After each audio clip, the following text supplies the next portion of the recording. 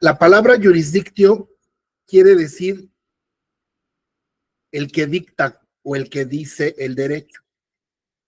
Nosotros vimos en nuestros cursos pasados que las tres funciones fundamentales de la República son el poder judicial, el poder ejecutivo y el poder legislativo. El poder legislativo básicamente crea leyes. El poder judicial aplica esas leyes a casos concretos mediante juicios.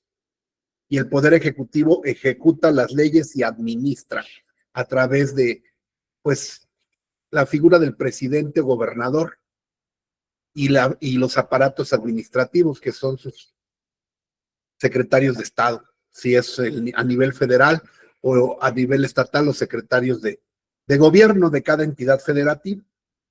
El registro civil corresponde o es una actividad del gobierno, una actividad administrativa, por lo tanto no pertenece al Poder Judicial. Esa es otra razón para considerar que, pues materialmente no son jueces porque no aplican la ley, no llevan asuntos, no aplican las leyes, sino simplemente son registradores de los actos civiles de las personas. Pero bueno, no vamos a entrar en esa discusión, sin embargo, sí es importante que lo sepamos. Son oficiales, registran, no pueden declarar, por ejemplo, ellos un divorcio, no pueden declarar una patria potestad, por eso no son jueces. Solamente registran a órdenes de los jueces familiares. Bueno, el registro civil está a cargo entonces de un oficial del registro civil que lo nombra el jefe de gobierno de cada entidad y se encarga de registrar los actos civiles de las personas mexicanas y extranjeras que se encuentran, en este caso, en la Ciudad de México o en cualquier estado, como son nacimiento, reconocimiento de hijos, adopción, matrimonio, divorcio administrativo, concubinato, defunción. Rectificación de estado, rectificación de una nueva acta para el reconocimiento de identidad de género, cuando alguien se cambia el género distinto al sexo que tiene, porque una cosa es el sexo es algo biológico, el género es algo social.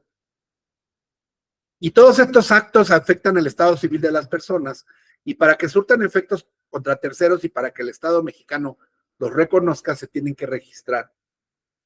Valga la redundancia, en el registro civil. En los artículos que estuvimos revisando, estuvimos viendo las generalidades sobre los formatos, los requisitos cuando deben ser en español, cuando se trata de personas indígenas, se tiene que escribir en su propia lengua, también acorde a los derechos humanos 2012-2011.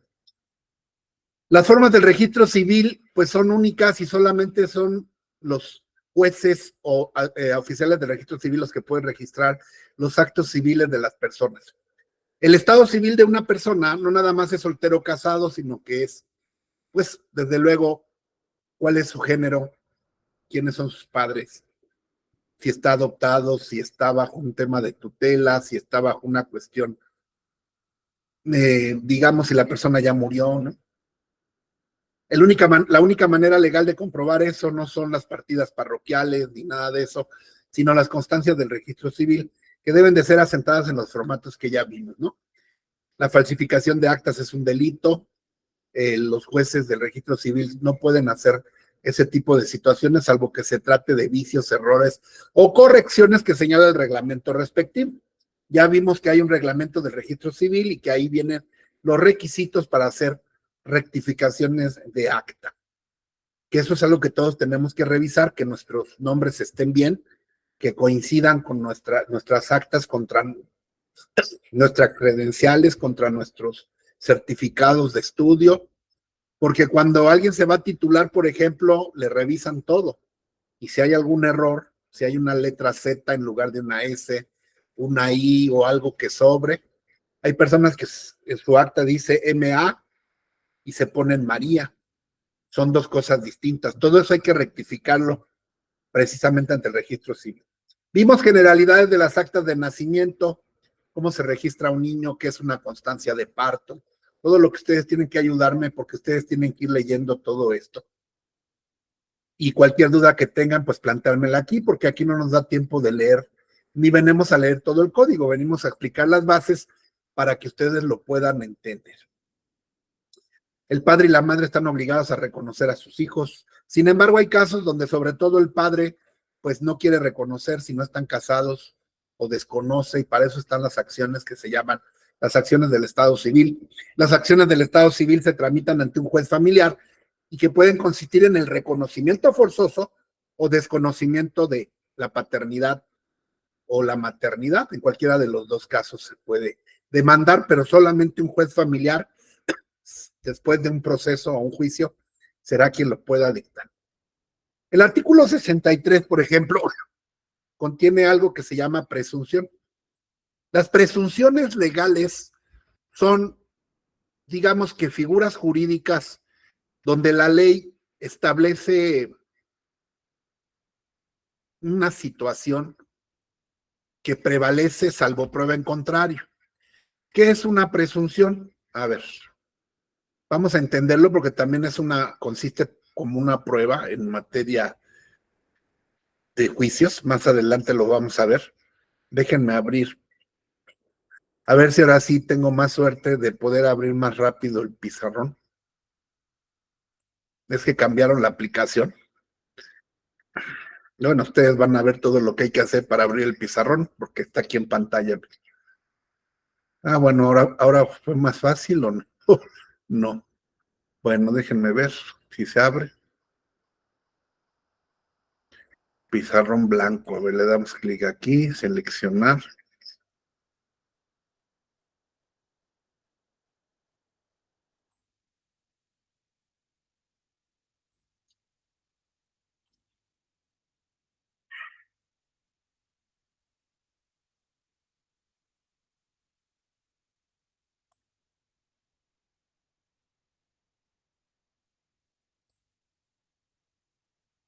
Permítanme, quién sabe que está cargando aquí, pero ya al menos ya se ve, creo que ustedes lo están viendo.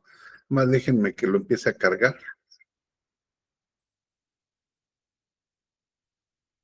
Bueno, creo que aquí está.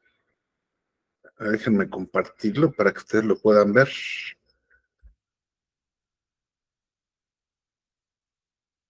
Creo que ahí ya lo pueden ver, ¿verdad? Sí, doctor. Sí, gracias. Voy a utilizar la pluma. Déjenme encontrar la cochina pluma. Qué relajo con esto. Tan fácil que era antes sacar un gis, ¿verdad? Y escribir en la pizarra.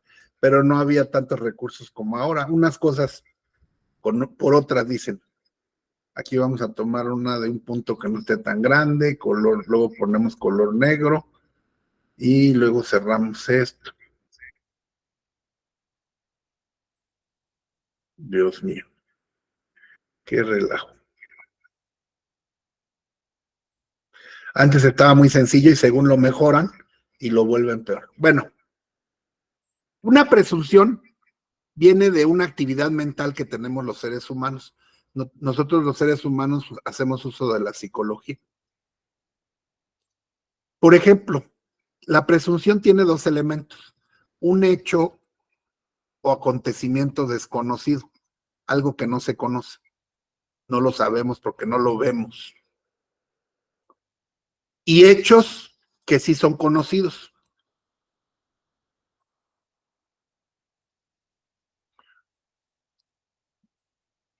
Entonces, por ejemplo, ustedes nunca han visto mi título de doctor, ¿no? Eso es un hecho desconocido para ustedes, o sea, a manera cierta no podrían asegurar que soy doctor. Sin embargo, pues ustedes ya han visto pues mis libros, a lo mejor mis clases, a lo mejor alguna de ustedes no sabía, pero alguien me dijo doctor, ¿no? Y todas esas cosas llevan a presumir que sí soy doctor. Esa es una presunción humana. Por ejemplo, ustedes no saben porque no han visto el acta, no saben si Gaby es mi hija o no, pero yo les dije que este grupo es en honor a Gaby, mi hija, que está estudiando Derecho. Entonces ustedes no saben realmente si es o no, pero todo lo que hemos hecho de abrir este grupo, de que ustedes se los he dicho, todos esos hechos que a ustedes les constan, nos llevan a presumir que realmente es mi hija. Eso es una presunción humana. ¿Por qué? Porque deriva de la conducta humana.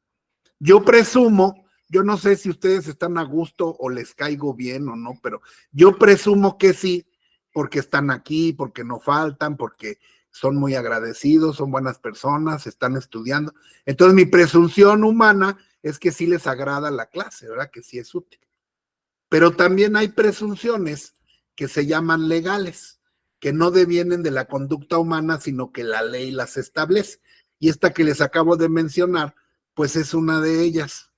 El artículo en comento que voy a poner ahorita en pantalla es una presunción legal. ¿Qué dice la presunción legal? Vamos a compartir pantalla y dice el artículo 63. Salvo prueba en contrario, se presume que un hijo nacido en el matrimonio es hijo de los cónyuges. Esta es una presunción legal. ¿Qué quiere decir? Que si yo estoy casado con una mujer y existe un acta de matrimonio, pues todos los hijos que nazcan dentro de ese matrimonio se presumen que son hijos de los dos. Y entonces basta con que vaya la mujer y registre ese nacimiento y se lo pone a nombre del papá, aunque pudiera no ser el papá biológico, ¿no? Entonces, si el papá quiere desconocer a ese hijo, tiene que hacer o demostrarlo, porque aquí dice, salvo prueba en contrario. El hijo, por el simple hecho de haber nacido dentro del matrimonio, se considera hijo de los dos. Esa es una presunción legal que le favorece a la mujer o al hombre o a los dos, ¿no? Si alguno dice lo contrario, si alguno de los dos quiere desconocer, lo tendrá que probar. Y eso tendrá que ser bajo un juicio de desconocimiento de paternidad o de maternidad. Si no hubiese esa situación, por el simple hecho de haber nacido dentro del matrimonio, se presumen hijos de los cónyuges. Y así van a encontrar muchas presunciones. Por ejemplo, si yo tengo un cheque, bueno, yo creo que ustedes ya ni saben lo que es un cheque porque ya no existen. Antes, cuando no había tantas cuestiones electrónicas, a uno le daban unos documentos que se llamaban cheques, y si yo le quería pagar algo a alguna persona, pues le daba un cheque. Yo no tenía efectivo, le daba un cheque. Esta persona iba al banco y cambiaba el cheque, ya casi no se usan, muy poco. Y entonces una presunción legal dice que si yo tengo en mi poder un cheque, pues se presume que soy el tenedor de buena fe de ese documento, ¿no? Que no me lo robé, que no, etcétera, ¿no? Se presume la buena fe. Quien diga lo contrario, pues tendrá que demostrar. También si yo estoy en un inmueble habitando, pues se presume. La ley presume que estoy de buena fe.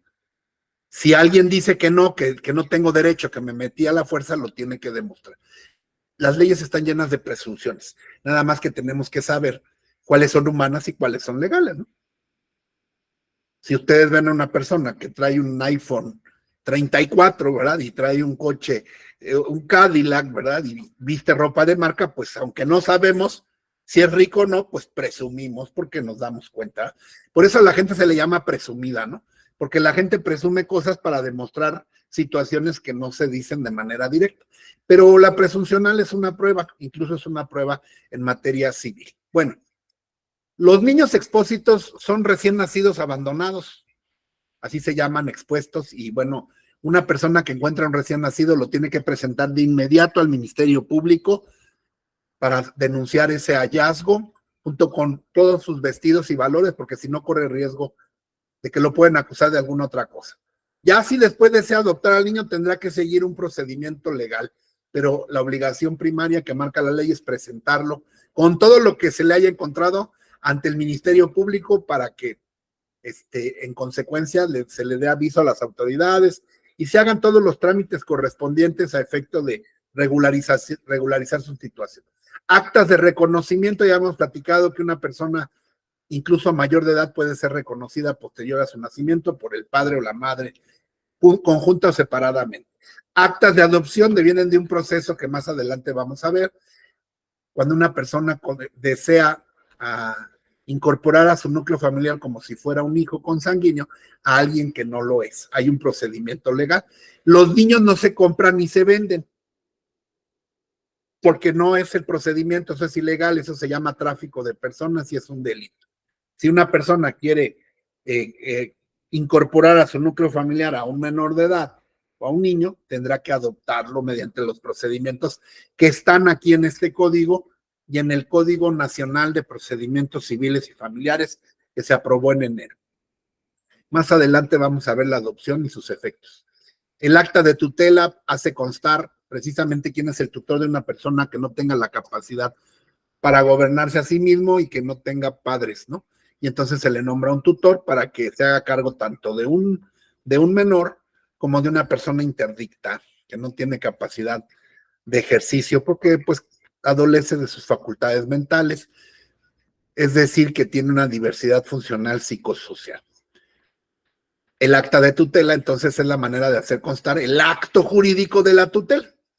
La emancipación, pues ya no existen actas de emancipación. Una persona se emancipa cuando llega a los 18 años. Emanciparse quiere decir sustraerse a la patria potestad. Esa figura de la patria potestad viene desde Roma. En Roma, pues había formas de sustracción. Aquí es llegar a la mayoría de edad. Cuando alguien llega a la mayoría de edad, pues ya es libre de hacer con su persona y sus bienes lo que quiera, porque se emancipa, ¿no? Actas de matrimonio, pues precisamente las actas de matrimonio sirven para registrar el acto jurídico del matrimonio. Algunos dicen que el matrimonio es un contrato. En realidad creo que no lo es, porque ya un contrato tiene, por una sencilla razón, un acto jurídico, como ya lo hemos visto, tiene elementos de existencia y de validez. Esto ya lo deben de tener ustedes en su mente. Además, me da flojera abrir el pizarrón otra vez porque lo hice para escribirlo la semana pasada, pero ustedes ya deben de saber. Los 3 elementos de existencia son consentimiento, objeto y solemnidad. El matrimonio es un acto jurídico, entonces requiere del consentimiento de un hombre o una mujer, o 2 hombres o 2 mujeres, ¿no? Por el matrimonio igualitario. Requiere un objeto que puede ser válido. ¿Cuál es el objeto? No es tener hijos, no es procrear, no. El objeto es la vida en común. Hacer vida en común con la posibilidad de procrear y de compartir sus vidas, sus bienes, de la forma en que la ley lo determina y ellos también. La solemnidad es que deben de hacerlo ante un juez del registro civil y debe de constar en un acta de matrimonio. ¿Pero por qué no es un contrato? Bueno, porque los contratos tienen un objeto. El objeto de los contratos es un objeto que está dentro del comercio. Es decir, si yo celebro una compraventa, pues es porque puedo comprar mi casa y se la puedo entregar a otra persona. Es traficable. El objeto directo e indirecto, que también lo vimos, el objeto directo es dar, hacer o no hacer. Ese es el objeto directo. Yo te voy a dar una cosa, tú me vas a dar dinero, yo no te voy a estorbar el uso y disfrute de esa cosa. Y además un objeto indirecto que es la cosa misma, el objeto material. Esto es para un contrato mercantil. Te compro unos zapatos, te compro una casa, te compro un coche, te lo regalo, todos los contratos que existen. Pero en el matrimonio no hay eso. En el matrimonio tú no puedes disponer de tu mujer, no la puedes vender, prestar, regalar, empeñar. Por eso el objeto no está dentro del comercio. Por eso es un acto jurídico el matrimonio, pero no es un contrato. Acuérdense de eso. Porque hay muchas teorías que dicen que sí. ¿Por qué? Bueno, porque se firma, porque adquieren derechos y obligaciones, porque tienes los elementos de existencia y de validez. También debe de haber ausencia de vicios, objeto lícito, no vicios de nulidades, ¿no? Capacidad. Los menores de edad ya no se pueden casar desde un tiempo a la fecha. Antes sí se podía, ahorita ya no, por la ley de protección a los niños, que es paradójica porque por un lado no se pueden casar y por otro lado sí se pueden cambiar de sexo, ¿no? Qué chistoso gobierno tenemos. Bueno, así está la ley. Entonces el matrimonio hace constar el acto del matrimonio y aquí vienen los requisitos que deberá de contener tanto el acta como el acto que se celebra en la oficina del registro civil en presencia de un juez del registro civil. ¿Qué documentos se tienen que presentar? Ustedes lo pueden leer en los artículos respectivos. Cuando uno va al registro civil, bueno, casi nadie ocupa abogado para eso.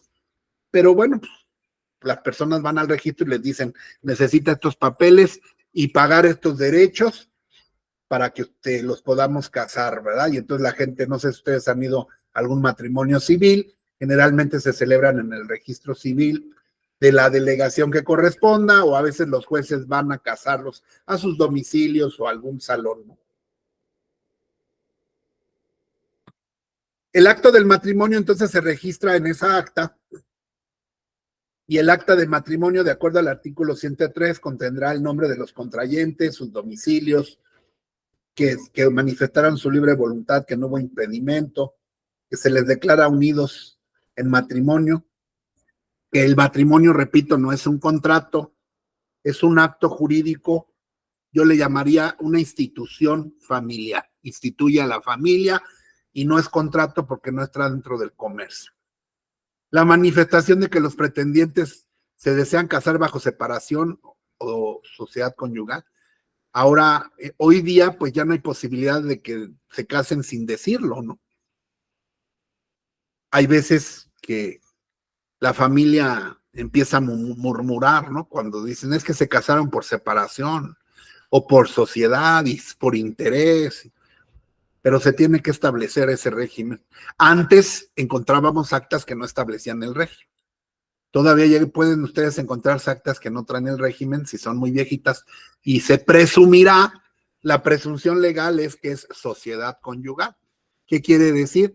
50% de todos los bienes que entren en la sociedad, a la manera que vamos a ver más adelante. También esa acta, pues hoy día, a partir del 2016 y en la Ciudad de México, establece que las personas no han sido condenadas por violencia familiar, etcétera, etcétera, ¿no? Bueno, ustedes por favor lean todo esto. Cualquier persona puede denunciar un impedimento para contraer matrimonio y avisarle al juez que esas personas están casadas, que esas personas son familiares o que están impedidas conforme a la ley. Pero bueno, si alguien hace esa denuncia ante el juez del registro civil y no es verdad, pues puede ser castigado con una multa o una declaración falsa, ¿no? De declaraciones, ¿no?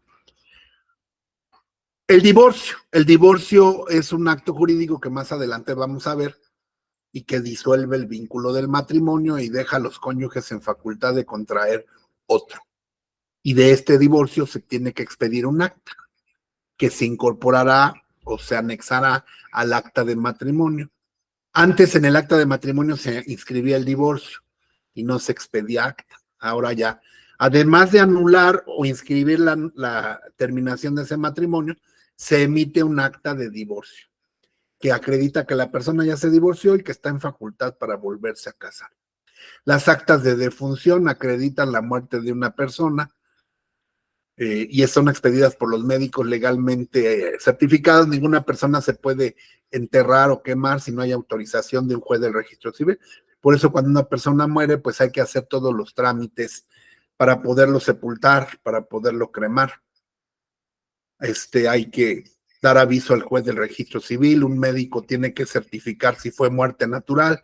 Si no fue muerte natural, pues tendrá que irse al Ministerio Público para que le practiquen la necropsia y se investigue cuál es la causa de la muerte y, si fuera el caso, perseguir el delito que corresponde. Bueno, aquí vienen los requisitos también. Repito, no podemos entrar de lleno. Ustedes tienen que leerlos si quieren aprender derecho civil.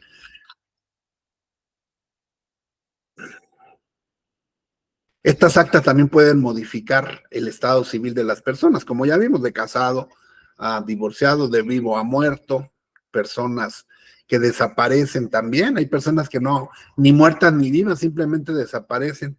Y hay una figura que se llama declaración de ausencia, que antecede a la otra figura civil que se llama presunción de muerte y que más adelante vamos a revisar en qué consiste, que es cuando una persona pues se desaparece y entonces hay que ver quién se va a hacer cargo de sus bienes, qué va a pasar con sus derechos. Y hay que tramitar una declaración de ausencia. La persona, no sabemos a ciencia cierta si está muerto porque no hay acta, no hay cuerpo, pero simplemente la persona se desapareció y después de un tiempo que marca la ley, se presumirá que la persona ha muerto. El artículo 134 establece la forma de la rectificación de las actas que pueden pedirse ante el juez del registro civil con los requisitos que marca la ley en el reglamento. Dice aquí el artículo 134. del Código Civil. Una rectificación de un acta no puede hacerse sino ante un juez del registro civil. Y en caso de divorcio, ante un juez de lo familiar. Antes había un juicio que se llamaba juicio de rectificación de acta. Ahora ya no existe, porque ahora son los jueces del registro civil los que rectificarán esa acta. Y dependiendo del tipo de rectificación, serán los requisitos que te pidan para hacer esa rectificación. Antes había que hacer un juicio ante los jueces familiares, llevar testigos para acreditar si había una corrección, porque había que cambiar algún nombre. Hay veces que vienen mal los nombres de tus padres, tu edad, o existen errores mecanográficos, ortográficos, como dice el 135, y se deberá de hacer una corrección de acta. También cuando una persona se hace el procedimiento de reconocimiento de identidad de género y desea que le levanten una nueva acta con un género de hombre a mujer o de mujer a hombre o viceversa, deberá de hacer un trámite ante el oficial del registro civil que ha ido evolucionando. Desde un juicio que se llamaba cambio de sexo, había que acreditar que la persona se había operado y todo esto para que le reasignaran el sexo. Ahora ya no es necesario, ahora simplemente basta con la manifestación de la voluntad de una persona de quererse cambiar de género para que pueda llevarse a cabo este trámite por un nuevo derecho que se llama un derecho humano, que es el derecho humano, pues, de la dignidad, ¿no? Y del el autorreconocimiento. Las personas pueden autorreconocerse como hombres o mujeres, según corresponda a su situación personal, ¿no? Bueno, en todo caso, va a quedar un acta primigenia, que es el acta real, y esa va a quedar en el registro civil para, pues, constancia, ¿no? De cuál fue el sexo original. En el caso de la adopción, pues, quedará en el registro civil que fue una adopción, pero a los solicitantes de copias no se les va a emitir esa constancia. Las personas, por ejemplo, si un hombre se cambia de género hacia mujer, pues le van a expedir un acta de mujer como si fuera mujer. Y solamente por orden judicial se podrá investigar su género anterior. Igual en el caso de la adopción, no saldrá un acta que diga este niño es adoptado, sale un acta de nacimiento como si fuesen los padres. Bueno, esto es el tema. Ustedes deben de estudiar el reglamento del registro civil. Yo sé que no lo van a hacer, ¿verdad? Hasta que tengan un día un problema legal y tengan que revisar esto, pero ya por lo menos ya lo vimos, ¿no? Ya saben qué encuentro y qué hay ahí. Vamos al siguiente capítulo del título cuarto del Código Civil, y que es nuestro tema de derecho civil, que se llama la familia. Parte del derecho civil, bueno, hoy día el derecho familiar pues ya cobró su autonomía, ¿no? Antes formaba parte del derecho civil, ahora hay una rama especial que se llama el derecho familiar, pero es una rama y no es y no es. ¿Por qué? Porque este tema o este título de la familia está en el Código Civil, entonces sigue siendo derecho civil. Hay estados de la República, por ejemplo, creo que en Guerrero, no sé qué otro estado, tienen códigos familiares. O sea, que sacaron del Código Civil esta materia familiar, el libro primero, que es familia, y lo pasaron a un código especial que se llama Código Familiar. Aquí nosotros en la Ciudad de México todavía la materia familiar la tenemos en el Código Civil, ¿ok? Pero bueno, si nos vamos a la doctrina, el derecho familiar pues tiene su propia autonomía, sus propias reglas, sus propias instituciones, pero para efectos legales se encuentra contenido en el título cuarto del Código Civil, que se llama la familia. Dice el artículo 138 del Código Civil, 138 ter, todas las cuestiones familiares son de orden público e interés social y tienden a proteger la organización y desarrollo integral de la familia, el respeto y su dignidad. Todo lo que tenga que ver entonces con vínculos familiares, con estado civil, con matrimonio, con niños, alimentos, familia, parentesco, tendrá que ser o es competencia de un juez familiar. Antes, cuando yo estudié, los jueces civiles llevaban civil y familiar. Después, poco a poco, la rama familiar se fue desprendiendo y hoy día encontramos jueces familiares y jueces civiles. En la Ciudad de México, los juzgados civiles están en la avenida Niños Héroes, por el metro Niños Héroes, entre Valderas y Niños Héroes, y esos se encargan de la materia civil. Y los juzgados familiares están en la avenida Juárez, enfrente de la Alameda, que son de los que se encargan de todas estas materias, que tienen que ver con las relaciones familiares, que son o contienen los derechos o deberes o obligaciones de las personas que integran la familia, que en Roma se llamaba la domus. Y la familia se constituye por el acto del matrimonio, entre los esposos, los hijos, los nietos, los padres, todos aquellos que están unidos por lazos matrimoniales de parentesco o concubinato son familia. Los compadres, las comadres, no. Esas no. Porque acuérdense que hay 3 tipos de parentesco: afinidad, consanguinidad y civil. Nada más. El de afinidad es el que se contrae por el matrimonio. El de consanguinidad, por descender o ascender biológicamente de una persona en común. Nuestros padres, nuestros hermanos, nuestros abuelos. Y el civil, que se da por el acto de la adopción. Esos son los únicos generadores de parentesco.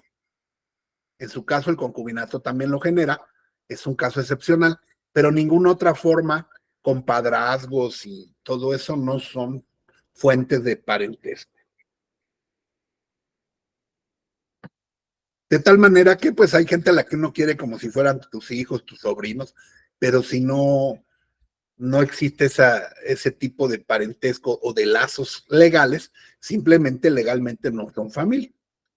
La familia tiene la obligación, dice el artículo 138, porque un código civil establece derechos y obligaciones, de respetarse y apoyarse recíprocamente en el desarrollo de toda la vida social. El núcleo social, pues es la familia.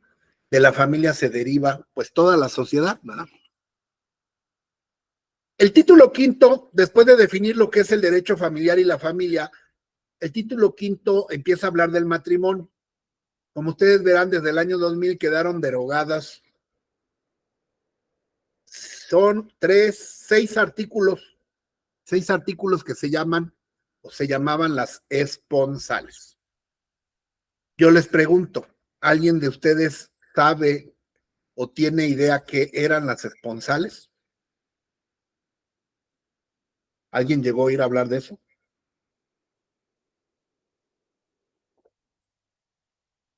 ¿No? ¿O no pueden activar su micro? Sí, ¿no? Les dejé libre su micro para que ustedes lo activen. Bueno, las esponsales eran un contrato por escrito que se hacía y que se llamaba la promesa de matrimonio. Les acabo de decir que, de acuerdo a las nuevas tendencias del derecho familiar y de los derechos humanos, el matrimonio no es un contrato. Por lo tanto, el celebrar un contrato prematrimonial comprometiéndome a casar en un futuro, pues se considera como algo que puede atentar contra la libertad de la persona.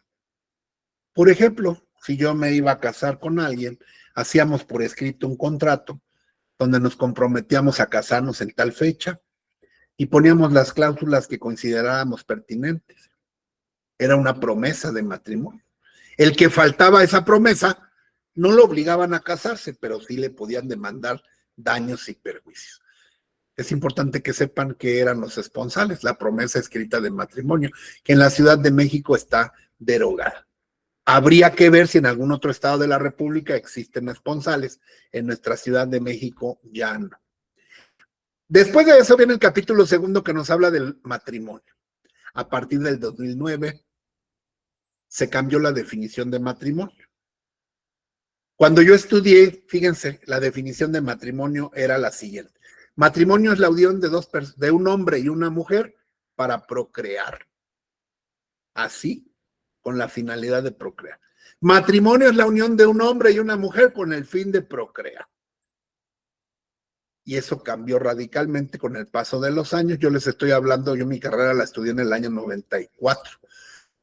1994 terminé mi carrera, empecé en el 90, o sea, hace ya 35 años. Hace 35 años era una definición machista, una definición muy corta. Hoy día fue evolucionando hasta que el 2009, no es que se hayan permitido las uniones gays, El Código Civil no dice, se permite que te case un hombre y una mujer. No, no, no. Lo que pasó es que se modificó la definición de matrimonio. Matrimonio es la unión libre. Quiere decir que la voluntad debe de ser sin presión, sin amenaza, sin violencia. Acuérdense ustedes que los vicios del consentimiento anulan el consentimiento. ¿Cuáles son esos vicios? Ya lo vimos: dolo, mala fe, lesión, violencia y error. Si el matrimonio fue celebrado bajo cualquier vicio, pues no es libre y por lo tanto se podrá promover una nulidad. Pero vamos primero con la definición. Matrimonio es la unión libre de dos personas para realizar la comunidad de vida, o sea, para vivir en común, no necesariamente procrear. El acto de la procreación ya ni siquiera figura aquí. Y entonces diremos, ¿y por qué entonces se permite el matrimonio gay? Bueno, porque la palabra hombre y mujer se cambió. Antes decía el matrimonio es la unión de un hombre y una mujer. Y entonces se cambia por la palabra matrimonio es la unión de dos personas, y cuando se hace esa reforma en el 2009, pues ya se permite que sean, por la propia definición, un hombre y un hombre, una mujer y una mujer. Y es como se le llama el matrimonio igualitario, que en algunos estados de la República no se permite, todavía está vedado eso, ¿no? Y algunos códigos civiles de entidades no permiten el matrimonio homosexual, pero si tú promueves un amparo a nivel federal, puedes ganarlo y te pueden permitir casarte en alguna otra entidad, ¿no? Porque sus códigos todavía no se han actualizado. Creo que hoy día ya la mayoría lo permiten, pero hay algunos que no. A ver, vamos a ver si hay alguna noticia aquí.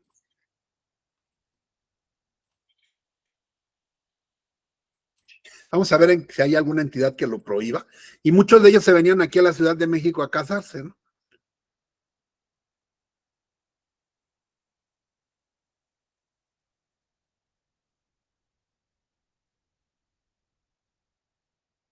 Se llamó matrimonio igualitario y apenas hace 8 años, miren, hace 8 años se discutía, era casi algo que, pues era algo así como tabú, ¿no? Y todavía en algunas entidades, a ver, vamos a ver en Doctor Google, rápidamente, ¿no? Tenemos que abrir los códigos civiles en qué estados se prohíbe el matrimonio gay. Eso tendríamos que verlo en nuestro Código Civil, por ejemplo. Yo ahorita puedo abrir el Código Civil de Michoacán, por ejemplo. Y el Código Civil de Michoacán va a decir, matrimonio es la unión de un hombre y una mujer. Y entonces si van dos hombres, no los dejan casarse porque dice, la definición no lo permite. Así es como opera esta situación. No, nunca hago esto de buscar en Mr. Google, pero pues es más rápido ahorita, ¿no? Porque aquí es una diferencia de cómo, pues no toda la República evoluciona igual, ¿sí? El matrimonio es legal en todo México, excepto en Chihuahua, Nuevo León, Chiapas, Aguascalientes y Guanajuato. En Chiapas promovieron un amparo. Yo tengo por ahí la información, pero cuando doy clase de género y cosas así, tengo información de que promovieron un amparo en Chiapas, un grupo de 30 matrimonios gays, y demandaron que les autorizaran, ¿no? Que se le anulara el artículo tal del Código Civil de la entidad y que se pudieran casar, ¿no? Entonces, como ven, todavía están prohibidos el matrimonio gay en Chihuahua, Nuevo León, Chiapas, Aguascalientes y Guanajuato. Con un amparo se pueden casar, ¿no? Entonces, como ven, ahí están las diferencias de las que yo les hablaba, de que hay códigos todavía de algunas entidades que, pues, habría que actualizar o no, pero si ustedes llevan un asunto allá, pues tendrían que atender a esos códigos. Acá en México, pues, en la Ciudad de México, perdón, somos un poquito más liberales por todo lo que sabemos, ¿no? Que aquí se han iniciado muchos movimientos de libertad y de reconocimiento de cuestiones de género. Dice el artículo 147, serán nulos los pactos que hagan los contrayentes en contravención a lo señalado en el artículo anterior. La otra vez salió una noticia de que la muchacha esta Irma Lidia, la que se casó con un viejito, tenía un contrato donde ella se iba a casar y juraba fidelidad y firmaba varias cosas, ¿no? Respecto al matrimonio, porque así se lo hizo firmar un empresario. Eso es nulo. ¿Por qué? Porque la finalidad del matrimonio es una unión libre. Y en este caso, pues estaba bajo una situación mercantil, ¿no? Se iban a casar con intereses mercantiles, prácticamente eso se llama, pues, trata o se llama prostitución, como ustedes les gusten llamar. Y la finalidad, pues, no era el respeto, porque el respeto, la igualdad y la ayuda pues, no se pactan en un contrato, ¿no? Ustedes y yo nos estamos ayudando, ustedes están ayudando a Gaby, yo a ustedes, nos estamos respetando y no tenemos ningún contrato, lo hacemos porque queremos, porque somos libres de hacerlo. Así es el matrimonio. De tal manera que si hacemos un contrato que diga que tantos días vamos a tener relaciones sexuales, que yo me puedo ir con otra persona y con todas tonterías así, todo eso es nulo, porque va contra los principios del matrimonio. El matrimonio es, primero, es una unión de dos personas, hombre o mujer, mujer o hombre, hombre, hombre o mujer, mujer, no más. Aunque se esté considerando hace poquito en la Suprema Corte, se metió una demanda de amparo porque querían legalizar las uniones poligámicas, el matrimonio.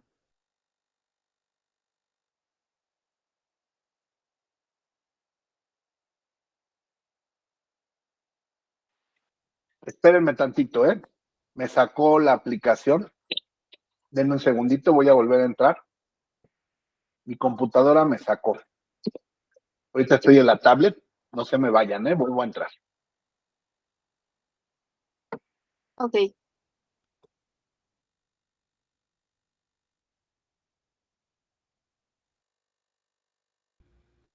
Perdón, aquí estoy de nuevo.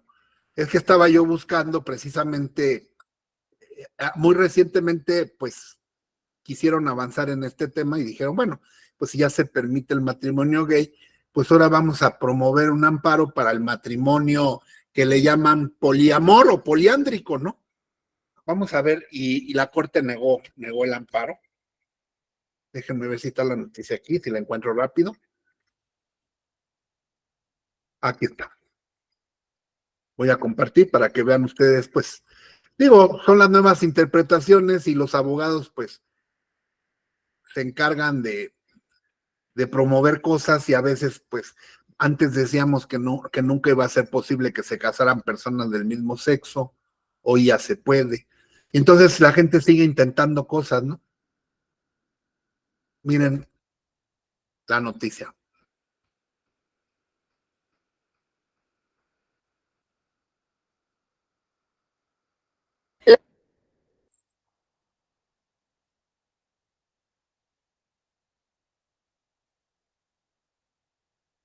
¿Sí se escucha? No, ¿verdad? No. No se escucha el video, ok. A ver, déjenme ver qué está pasando.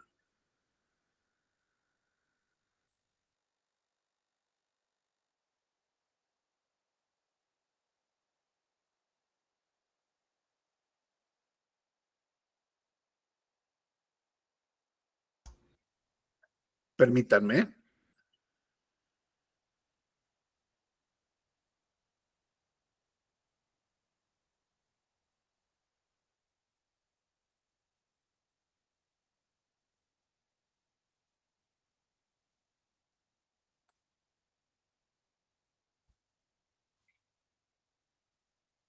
La Suprema Corte de Justicia de la Nación resolverá una acción de inconstitucionalidad promovida por la Comisión Estatal de los Derechos Humanos de Michoacán para permitir el matrimonio poligámico.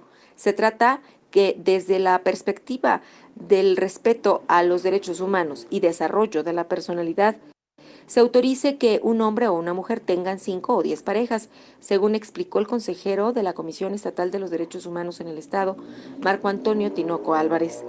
Aseguró que la Constitución mexicana no limita esta asociación de varias personas en torno a la figura jurídica del matrimonio y se buscaría una sana convivencia.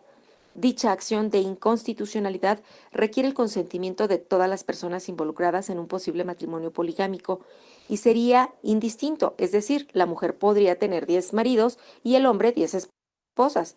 En caso de ser aprobada por el Pleno de la Suprema Corte, Michoacán no solo sentaría precedente a nivel nacional, sino en Latinoamérica América, en Occidente, pues, a legalizar la poligamia. El abogado especialista en el recurso de amparo informó que a lo largo de esta semana los magistrados de la Suprema Corte estuvieron discutiendo el tema, mismo que ha causado controversia al interior, pero que este mismo jueves podría quedar aprobado o no. A más tardar, podría ser el lunes. Hay que señalar que en Occidente no está permitida ni legalizada la poligamia, pero sí en 47 países de Medio Oriente como Afganistán, Argelia, Camerún, Egipto, Marruecos e Irán, por solo mencionar algunos. Yasmín Ferreira, Bueno, no es una locura porque existen otras culturas en otros países, pero yo ya no me atrevo a decir que es una locura porque cuando hablaban de la adopción homosexual, yo dije es una locura. Cuando hablaban del divorcio incausado, para mí era una locura. Cuando hablaron del matrimonio gay, era otra locura. Cuando hablaron del cambio de sexo, me parecía una locura. Y ahora es una realidad jurídica. Entonces ya no me atrevo a decir que esto es una locura o no lo es, porque al rato me tengo que tragar mis palabras, porque pues el derecho, como lo vimos en nuestras clases de introducción, evoluciona. Evoluciona de tal manera conforme a las sociedades que pues no sabemos qué vaya a pasar. Moralmente a lo mejor no estamos de acuerdo, es grave lo que está pasando, pero una cosa es la moral y otra cosa es el derecho. Entonces, también por ahí en el estado de Aguascalientes se estaba promoviendo un matrimonio temporal. O sea que tú te casas y tu matrimonio solo dura 5 años. Si tú quieres prolongarlo, te tendrías que volver a casar o pagar un refrendo, ¿no? En fin, el artículo 148 establece que es necesario tener 18 años para poderse casar y en el año 2000 se derogaron todos los artículos que permitían que los menores de esa edad pudieran casarse. A mí todavía me tocó que pues, una mujer de 14, 15, 16 podía obtener una dispensa para casarse o los dos siendo menores de edad. Y eso se prohibió precisamente en el año de 2016 por la Ley de Protección a los Derechos de los Niños, Niñas y Adolescentes, porque se estaba utilizando mucho para casar a las niñas por interés, ¿no? Como ocurrió con la artista esta y otras más que siendo menores de edad, pues las casaban incluso con hombres mayores de edad. En fin, es muy contradictorio todo esto, porque repito, por un lado se prohibió y por otro lado se permitieron otras locuras peores, ¿no? Pero así es, la política y los intereses políticos a veces manejan el destino de las leyes, como ahorita lo estamos viviendo con el Poder Judicial, que pues tenemos una Cámara de Diputados y de Senadores que pertenece al partido de Morena y que están legislando cosas que van a afectar la independencia del Poder Judicial.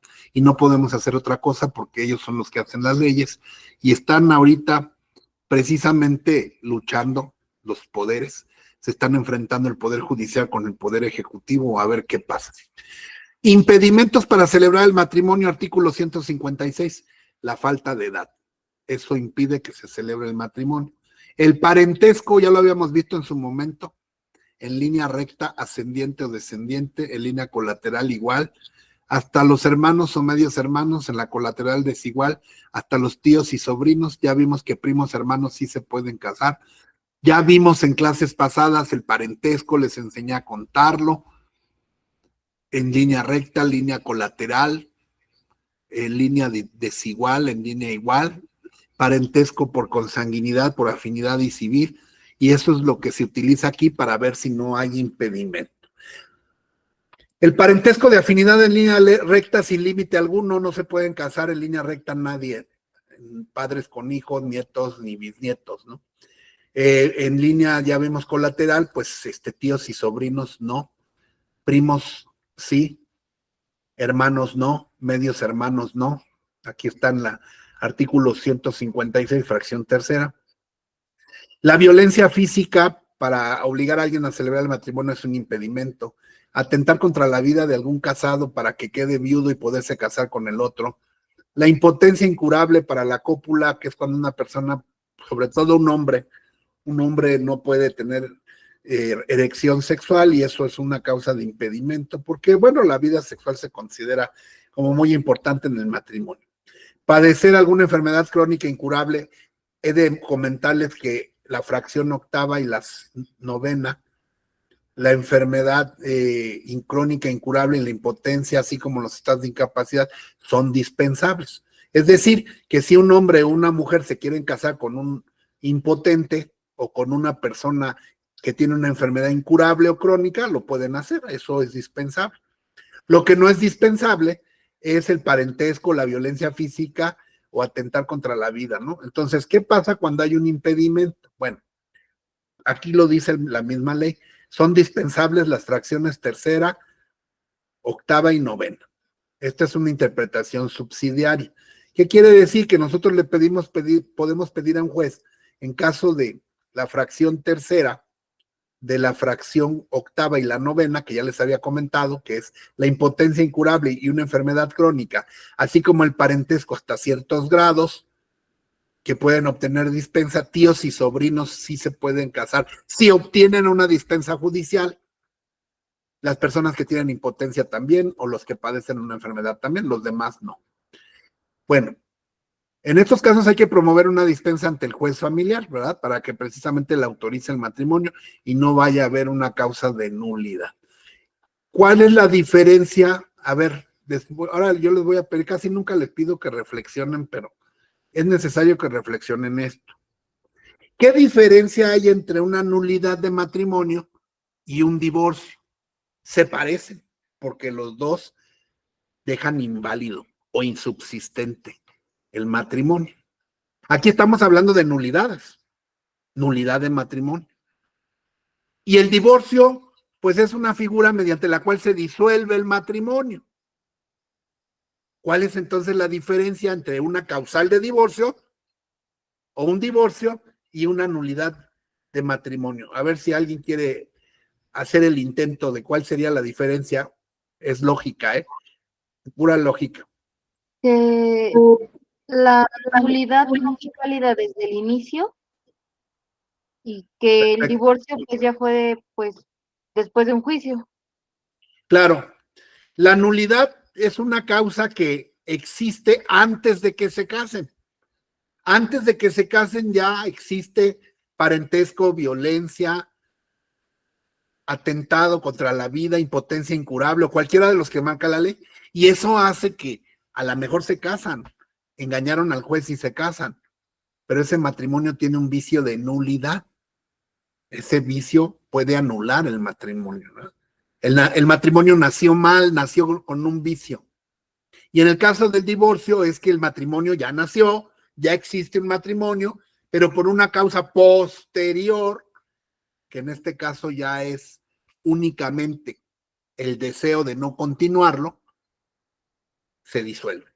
Pero el matrimonio es válido, ¿sí? Entonces la diferencia entre una nulidad es que el matrimonio no nace y en el divorcio sí nace, pero posteriormente es inválido. Esto tiene mucho que ver, ustedes dirán, bueno, no importa, ¿no? Cuando se empiezan a pelear los bienes, los hijos, por ejemplo, de algún cónyuge que muere o alguna situación así, hay gente que incluso la casan para que herede la pensión de otra persona, en realidad no es un matrimonio, ¿no? Lo están haciendo como una falsedad para que se quede con la pensión del muerto. Entonces ese matrimonio tendría un vicio de nulidad y si alguien se da cuenta lo puede anular. Sobre todo los hijos de los herederos del muertito.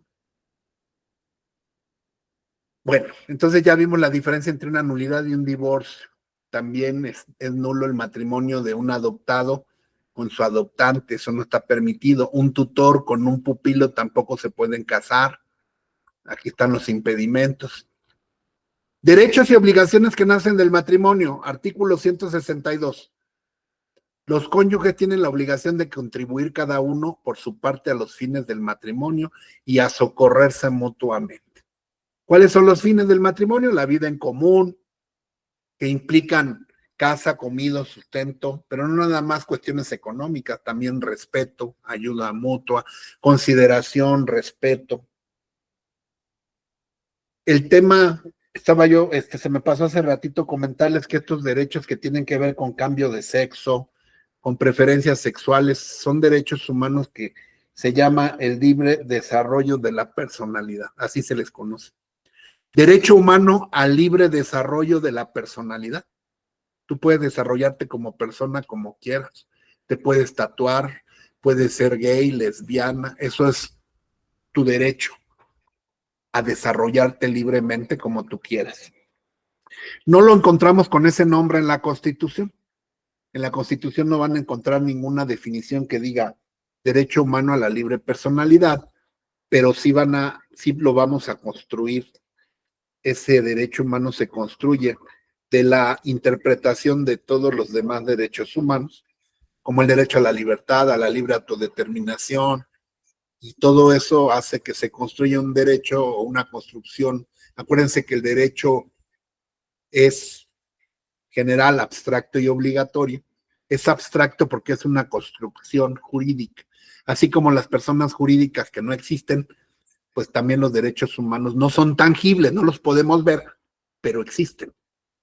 Ustedes tienen derecho humano a que yo los respete, las respete, y nadie puede ver eso, pero existe, legalmente existe. Y tienen también su derecho al libre desarrollo de la personalidad, ¿no? Así se llama ese derecho humano. Hay una tabla, no me acuerdo si alguna vez se las he mostrado, pero se las voy a mostrar. Cuando quieran aprender más de derechos humanos, es decir, a la brevedad, ustedes van a abrir aquí tabla de derechos humanos. Así, tabla de derechos humanos. Es la primera opción que sale. Tabla de derechos humanos, Fundación Acción Pro Derechos Humanos. Le dan clic aquí a la primera opción. Y aquí está. En esta tabla van a encontrar el sistema universal, que es el sistema de la ONU. Nosotros pertenecemos a la ONU porque firmamos tratado de este sistema. Pertenecemos al sistema interamericano. Pertenecemos a la OEA y como tal, pues formamos parte del sistema americano. Por lo tanto, nos aplica la Declaración Universal de los Derechos Humanos como tratado internacional, el Pacto Internacional de Derechos Civiles y Políticos, el Pacto Internacional de Derechos Económicos, Sociales y Culturales que pertenecen a la ONU, que aquí están, donde lo estoy marcando con el cursor. Estos 3 cuadritos, aquí está, Declaración Universal de los Derechos Humanos, Pacto Internacional de Derechos Civiles y Políticos de 1966, Pacto Internacional de Derechos Económicos, Sociales y Culturales de 1966. Nosotros pertenecemos a este. Al sistema europeo no, pero nos puede servir para algún trabajo. No vayan a utilizar para sus trabajos la inteligencia artificial, porque lo único que hace la inteligencia artificial es volvernos estúpidos a los seres humanos. Cuando ustedes tengan un trabajo de investigación, lo peor que pueden hacer en su vida académica es hacer uso de la inteligencia artificial, porque la idea de un trabajo no es fastidiarlos, la idea de un trabajo es que aprendan. Y entonces, cuando uno investiga, aprende, porque lo que vas a plasmar en el trabajo no es lo que aprendes es todo lo que desarrollaste para llegar a ese trabajo. Es que estaba viendo ahorita que anuncian mucho, ¿no? Dicen, no le entiendas a tu maestro porque es un estúpido. Pues tenemos una herramienta donde tú le puedes pedir que te haga un resumen y te lo hacen. Bueno, pues el estúpido es el que haga eso, ¿no? Porque se va a quedar más estúpido y no va a aprender nada. La inteligencia artificial es mala para el aprendizaje. El sistema europeo no nos corresponde a nosotros, pero ustedes lo tienen aquí hay veces que hay investigaciones que requieren de derecho comparado. O sea, nosotros tenemos que saber, como ahorita escuchamos en ese video que les puse, que existen países donde el matrimonio poligámico sí es legal, y mencionaron varios países, ¿no? Entonces, si ustedes van a desarrollar una tesis o una investigación o un libro sobre el matrimonio poliándrico que querían introducir aquí en México, pues tendrán que consultar el derecho comparado, ¿no? De otros países. Y para eso está pues todas estas herramientas. Bueno, al que sí pertenecemos es al sistema americano, Declaración Americana de los Derechos y Deberes del Hombre, Convención Americana sobre los Derechos Humanos de San José de Costa Rica. Aquí está el sistema africano, ese no nos compete, ni el sistema español. Son estos dos los que nos competen. Del lado izquierdo de la tabla están los derechos humanos por su nombre. Derecho a la vida, derecho a la integridad personal, prohibición de tortura, malos tratos, derecho a la igualdad,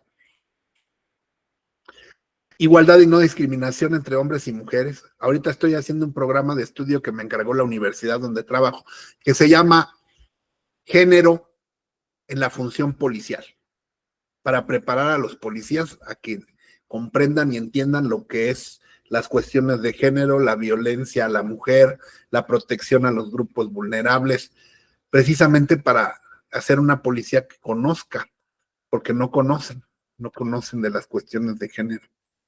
Y pasan cosas como esta.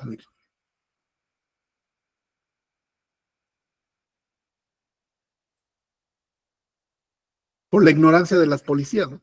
Esta maestría pues va a hacer que pues se capaciten los que puedan y quieran pagarla en estos temas.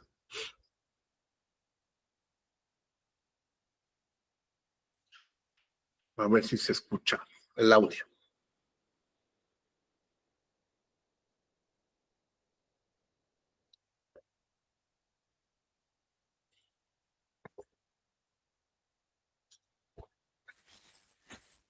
Exacto, que te llevan por eso.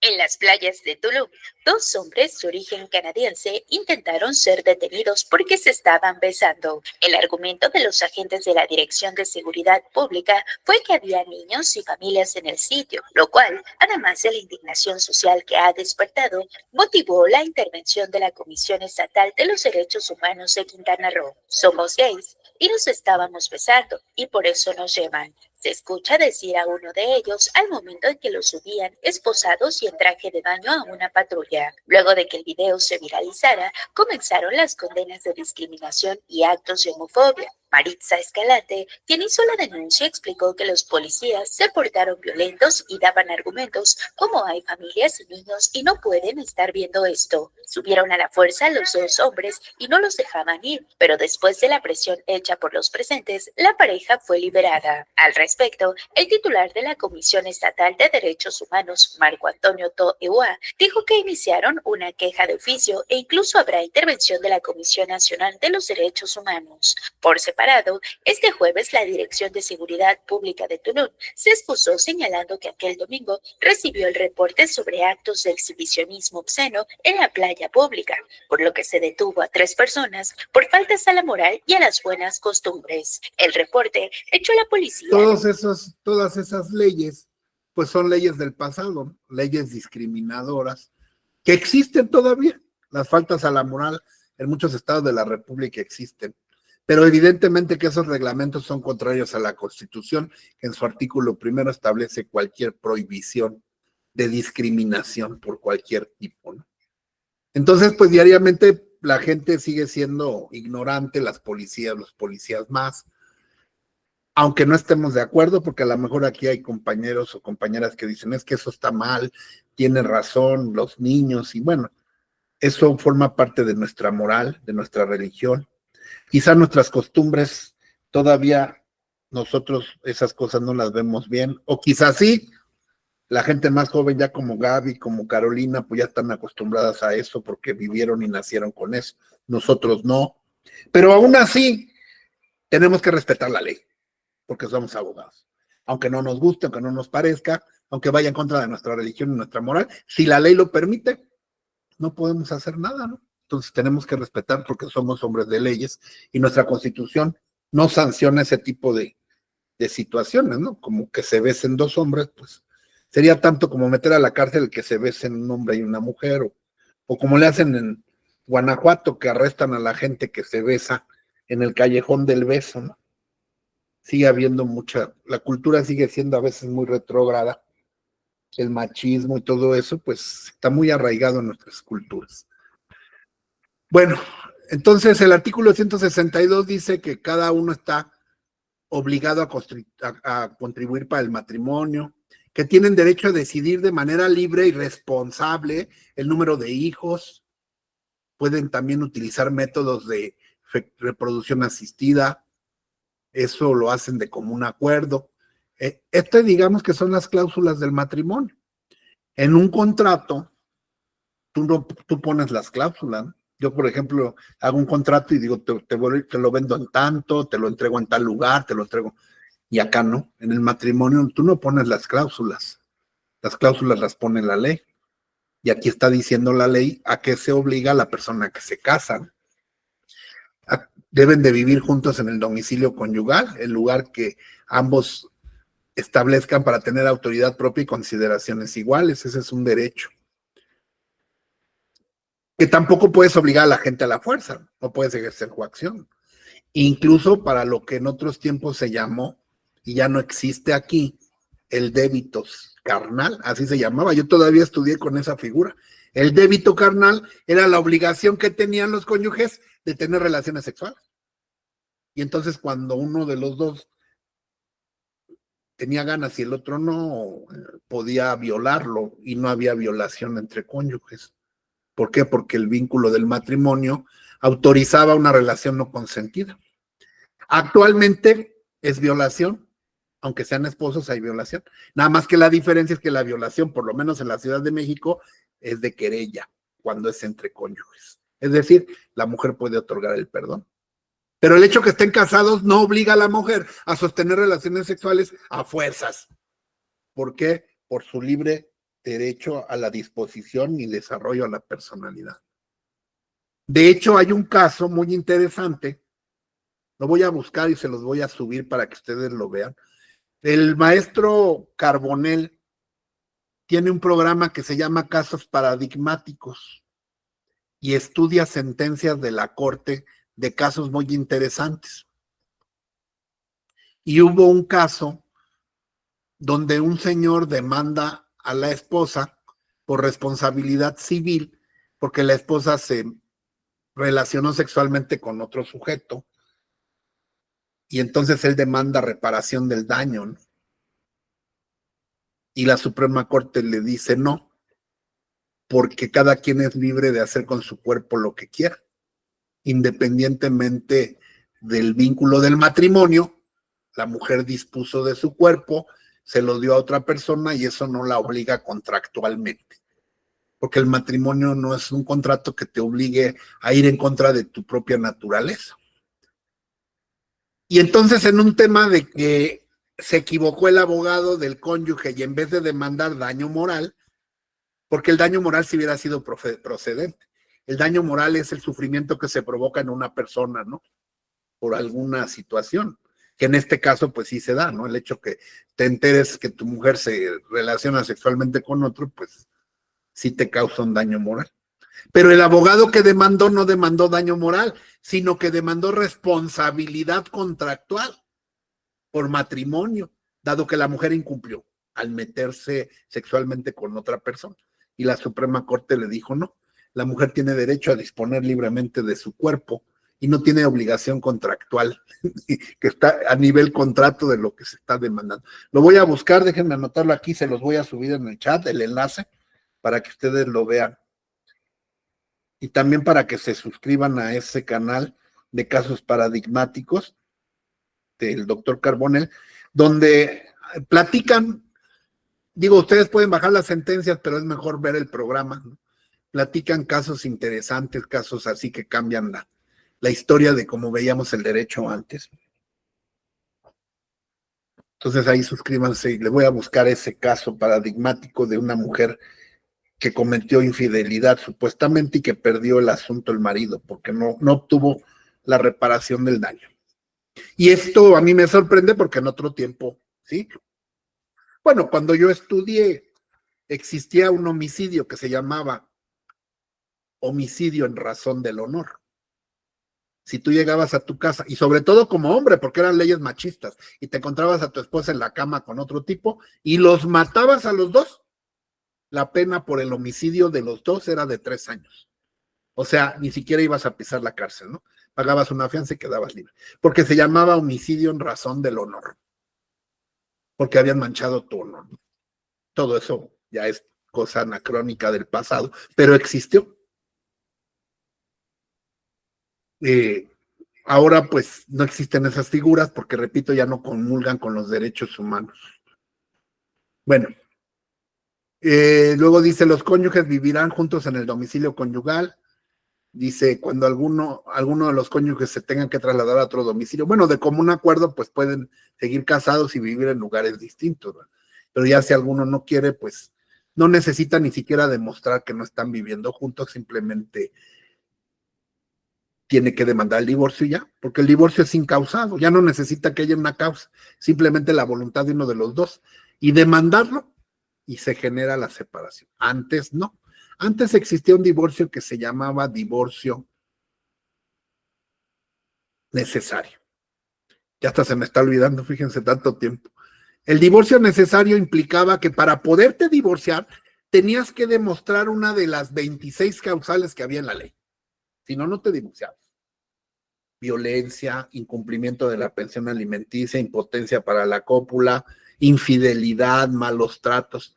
Y entonces tenías que meterte en un juicio donde tenías que demandar a tu esposo y presentar pruebas para que te pudieras divorciar. Había gente que duraba 3, 4, 5 años peleando el divorcio.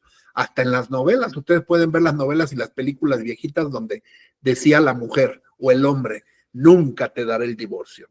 Y sí, se los cumplían. ¿Por qué? Porque perdían los juicios. Después, en el año 2000, surge el llamado divorcio express, que después se llamó matrimonio sin expresión de causa o incausado. ¿Qué quiere decir? Que precisamente para abonar al derecho humano del libre desarrollo de la personalidad, de la dignidad humana, es indigno que tú quieras continuar con una persona que ya no te quiere. Y entonces ya no es necesario nada, más que la expresión de cualquiera de los dos, o de ambos, de ya no querer continuar. Por lo tanto, entonces se presenta una demanda de divorcio que una vez que se le notifique a tu cónyuge, opera de oficio, esté o no esté de acuerdo el otro. Lo único que queda a juicio será la situación de los bienes, será la situación de los hijos. Les voy a compartir el día de hoy, ya empezamos con cosas prácticas, además de clase, les voy a compartir. Les pido que todo esto, nada más para ustedes, por favor, porque son casos reales. No los vayan a subir ni a andar circulando en las redes, porque ahí van datos personales, personas que les tramité su divorcio. Esta es una demanda de divorcio incausado real. Aquí ven el nombre de la persona, su domicilio. Todo esto se los voy a compartir para cuando ustedes empiecen, bueno, los que ya litigan, pues ya no los necesitan, pero los que están empezando, pues que tengan en su archivo, vayan guardando sus machotes, ¿verdad? Aquí está un divorcio. Olga Contreras, con domicilio en tal. Cuando veamos práctica les explicaré cómo se hace la demanda, pero no es gran ciencia. Esto se llama rubro, esto se llama proemio. Aquí viene el nombre de la persona que demanda, su domicilio para oír y recibir notificaciones, qué abogados son los que los van a representar. Y luego la segunda parte del proemio dice: en vía de divorcio incausado, vengo a solicitar la disolución del vínculo matrimonial en contra del señor fulano de tal, de quien señalo los siguientes hechos.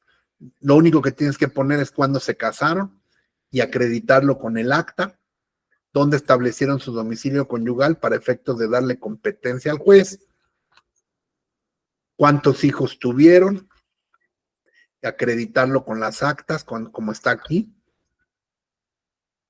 Y simplemente manifestar que pues ya no estamos a gusto, ya no quiero vivir con él, no tengo que explicar ni decir más, simplemente que pues ya no es posible la vida en común y problemas de incompatibilidad de caracteres, he decidido separarme del señor Armando, por lo que solicito por esta vía que se decrete el divorcio. ¿Qué bienes se adquirieron? Ahorita vamos a ver todo eso, todavía tenemos media hora. Por lo que manifiestan la disolución. Se fundamenta la demanda, aquí está el derecho. Se ofrecen las pruebas, en este caso únicamente las documentales, ¿verdad? Ya no se necesitan mayores, más que las actas, ¿no? Las actas de nacimiento. Y conforme a la ley se presenta un convenio. El artículo 267 del Código Civil establece que en las solicitudes de divorcio incausado se tiene que anexar un convenio para que las partes de común acuerdo o en controversia judicial se determine cómo va a quedar la guardia y custodia de los niños, con quién se van a quedar, cómo va a poder visitar el cónyuge que no se quede con ellos, cuándo los puede visitar, cómo va a convivir, cuánto se va a fijar de pensión alimenticia, cómo se van a repartir los bienes que haya habido, cuál es el inventario de bienes, cómo se va a liquidar la sociedad conyugal, en fin, todo esto se los voy a compartir. Incluso de un divorcio que recientemente llevé, con sus acuerdos, ¿no? Cuando tú presentas el escrito, te acuerdan, aquí están los acuerdos, ¿no? Para que ustedes lean todo, no les voy a mandar mucho para que por lo menos lo abran y lo lean, aquí están los acuerdos judiciales. Antes tú como pasante tenías que copiar todo esto, te mandaban a los juzgados y tenías que copiar todo esto a pluma.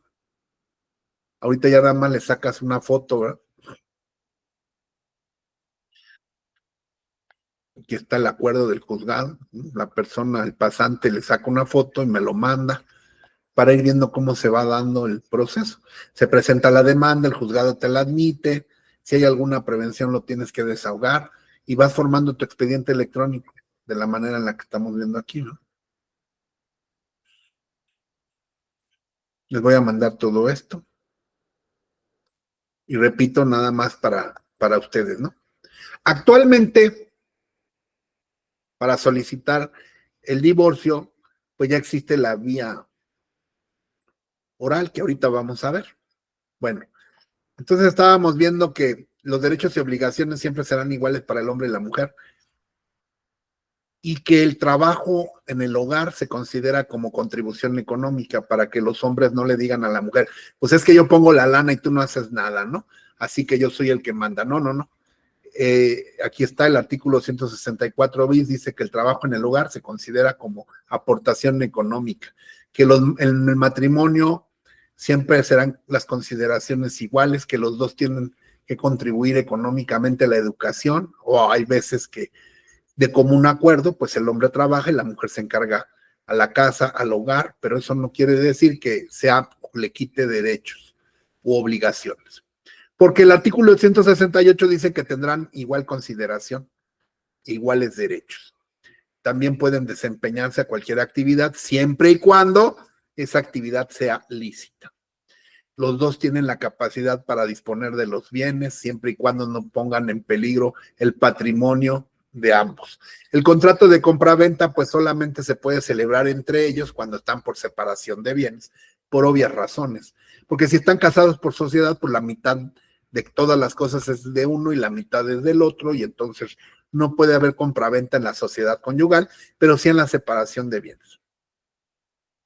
Bueno, en relación a los bienes, el matrimonio se puede celebrar de tres maneras: por sociedad conyugal o por separación de bienes. Por sociedad conyugal, si no se establece, todo lo que se adquiera después del matrimonio entrará por mitades. Pero si desean establecer en un contrato, sí se puede. ¿Cómo? Pero si usted nos dijo que el matrimonio no es un contrato, no, el matrimonio no, pero el régimen matrimonial sí. Entonces, en el régimen matrimonial, ellos pueden establecer un régimen que se llama capitulaciones matrimoniales, donde pueden ir incluso ante un notario o ante un juez familiar a establecer cómo va a quedar dividida su sociedad conyugal. 30 para ti, 20 para mí, o la casa para ti, la empresa para mí. Esto lo hacen los ricos, los artistas, ¿verdad? Para que no vaya a haber problemas después respecto a los bienes. Y se llaman capitulaciones matrimoniales. Casi en nuestro medio social no se celebra eso. Nos casamos por sociedad o por separación y hasta ahí. Pero sí se puede hacer, los notarios pueden hacer capitulaciones. O incluso ya con el nuevo Código Nacional, los notarios van a poder divorciar por mutuo consentimiento. Aquí está precisamente en el artículo 180, los notarios pueden otorgar capitulaciones en escritura pública. Bueno, en el matrimonio bajo sociedad conyugal, si no hay capitulaciones, se presume que todo es a 50%. Es una presunción legal. Pero sí, es importante que revisen el artículo 182 quintus, que dice, si tú te casas, los bienes que tú lleves, por ejemplo, tú compraste una casa antes de casarte. Bueno, esa casa es tuya desde antes que te casaras. Esa casa no entra al matrimonio, no entra a la sociedad. Artículo 182, fracción primera. Eso es mucho de lo que les van a preguntar. Dice, en la sociedad conyugal son propios de cada cónyuge, salvo parto contrario. Es decir, que esto es tuyo, esto no es de la sociedad, a menos que tú lo quieras meter a la sociedad. Ya si eres tonto y lo quieres meter, pues ya te molaste, ¿no? Pero los bienes que tú lleves cuando tú te casas, lo que tú tienes antes del matrimonio son tuyos y no entran a la sociedad. Cuando empieza el pleito, tú tendrás que demostrar que ese bien ya era tuyo antes de que te casaras y automáticamente queda excluido de la sociedad conyugal. Después de que te casaste, aunque te hayas casado por sociedad conyugal, si heredas, si recibes una herencia o te sacas la lotería, eso no entra en la sociedad conyugal. Artículo 182, fracción segunda, 182 quintus, fracción segunda. Los bienes que hayas adquirido con dinero tuyo que tenías desde antes de que te casaras, obviamente. Objetos de uso personal son tuyos, ¿no? Tus calzones, tu ropa, tus libros de derecho, esos son tuyos. Esos no entran a la sociedad. Los que utilizas para tu profesión, tampoco. Y esto no tienen ustedes idea. Ahorita pues nos parece una curiosidad, pero cuando empezamos a llevar asuntos, divorcios y todo, esto es oro molido, ¿verdad? Porque de aquí se empiezan a pelear, ¿no? Que no me quiere regresar mi ropa, o que me la aventó por la ventana, que ya se fue a mi despacho y me quieren quitar mi computadora, que se quiere quedar con mi consultorio médico, en fin, y entonces habrá que aplicar todas estas disposiciones para ver si las cosas entran o no entran en la sociedad conyugal. A partir del 183 se empieza a hablar de la sociedad conyugal. Todos los bienes que se adquieren durante el matrimonio forman parte de la sociedad conyugal, salvo pacto en contrario. Esto es una presunción legal. La sociedad conyugal nace al celebrarse el matrimonio y comprende todos los bienes que se adquieran durante el matrimonio y hasta su terminación. Si desean regular los porcentajes o los bienes, tendrán que hacer capitulaciones matrimoniales. Esas capitulaciones matrimoniales, además de hacerlas en el protocolo del notario, los tienen que inscribir en el registro público de la propiedad. El registro público de la propiedad es el registro civil de los bienes inmuebles y de las sociedades mercantiles o civiles. Así como nosotros, para ser reconocidos como personas, nuestra acta de nacimiento está en el registro civil, así para los actos jurídicos en relación a los bienes están inscritos en el registro público de la propiedad para surtir efectos contra terceros.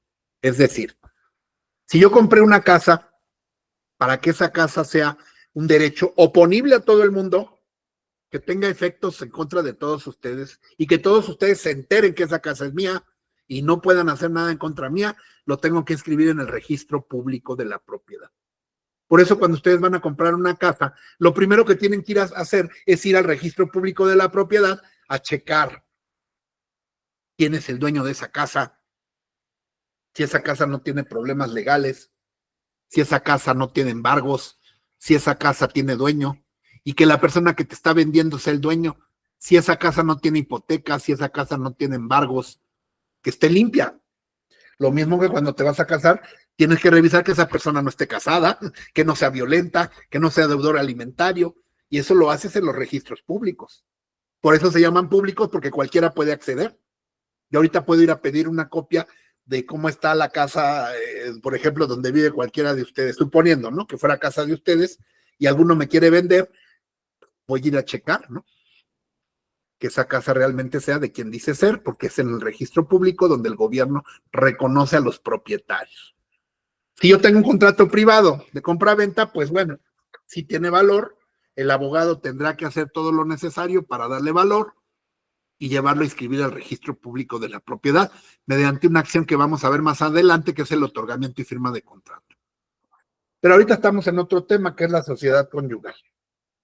¿La sociedad conyugal puede terminar durante el matrimonio? Sí, sí. Se pueden casar por sociedad y después cambiarse a separación, y para ello tienen que liquidarla, sin divorciarse. O pueden tener sociedad conyugal o separación y hacer capitulaciones durante el matrimonio. Eso sí se puede. También pueden terminar con la sociedad sin divorciarse cuando alguno de los cónyuges está haciendo malos manejos, de tal manera que ponga en riesgo los bienes de la familia, ¿verdad? Cuando alguno es declarado en quiebra o si hay alguna otra razón que haga que cualquiera de los dos pueda pedir que se termine la sociedad conyugal sin necesidad de divorciarse. El artículo 189 establece en qué consisten las capitulaciones matrimoniales. Los bienes que lleva cada uno, la lista de los muebles, de los inmuebles, las deudas que tengan antes de celebrarse el matrimonio, quién va a responder de esas deudas, quién va a manejar los bienes, quién va a manejar las empresas, cuánto cada quien. Pues imagínense ustedes, estaba yo viendo a una señora que se llama Arambuzabala, que es la dueña de la cervecería Modelo, la mujer más rica, creo que de América. Entonces imagínense, esa mujer si se casa, tiene que quedar bien clarito, ¿no? Porque tiene millones y millones, cantidades que no nos podemos ni imaginar. Y eso hace que tenga sentido lo que estamos leyendo. Porque nuestras clases sociales, como la nuestra, ¿no? Que tenemos un carrito, con trabajos, una casita, o a lo mejor ni eso. Nuestra ropita y una cuentita bancaria con 5,000 pesos para acabar la semana, pues ¿qué nos va a andar importando esto, no? Pero nosotros vamos a trabajar para gente que sí es rica y que nos va a pagar, y entonces sí tenemos que revisar todo esto, ¿verdad? Hay muchas, aquí están todos los requisitos, los notarios saben todo esto, pero yo debo de saber también como abogado, porque tengo que hacer una propuesta con mi cliente me va a decir, es que quiero que las cosas queden así, me va a pedir consejo a mí también, yo le voy a decir, te conviene así, te conviene asado. Tienen que poner si las herencias entran o no entran, si cuando se sacan la lotería entra o no entra. Pero también hay cláusulas nulas, las llamadas cláusulas leoninas. ¿Qué es una cláusula leonina? Una cláusula abusiva. Una cláusula abusiva donde yo pongo en un contrato que todas las ganancias son para mí y todas las pérdidas son para mi esposa, o viceversa. Eso es injusto, eso es desproporcional, eso es lesivo y produce la nulidad de esa capitulación. De tal manera que el notario no la va a permitir, desde luego, pero la ley dice es clara, ¿no? En virtud de que una cláusula que diga, una capitulación que diga que uno recibe todas las ganancias y el otro todas las pérdidas es notoriamente ilegal. Las donaciones, bueno, no se puede renunciar anticipadamente a gananciales, quién administra la sociedad, qué pasa cuando alguno de los dos malversa, oculta los bienes, qué pasa si alguno desaparece, aquí está la declaración de ausencia, todo eso hay que poner en las capitulaciones.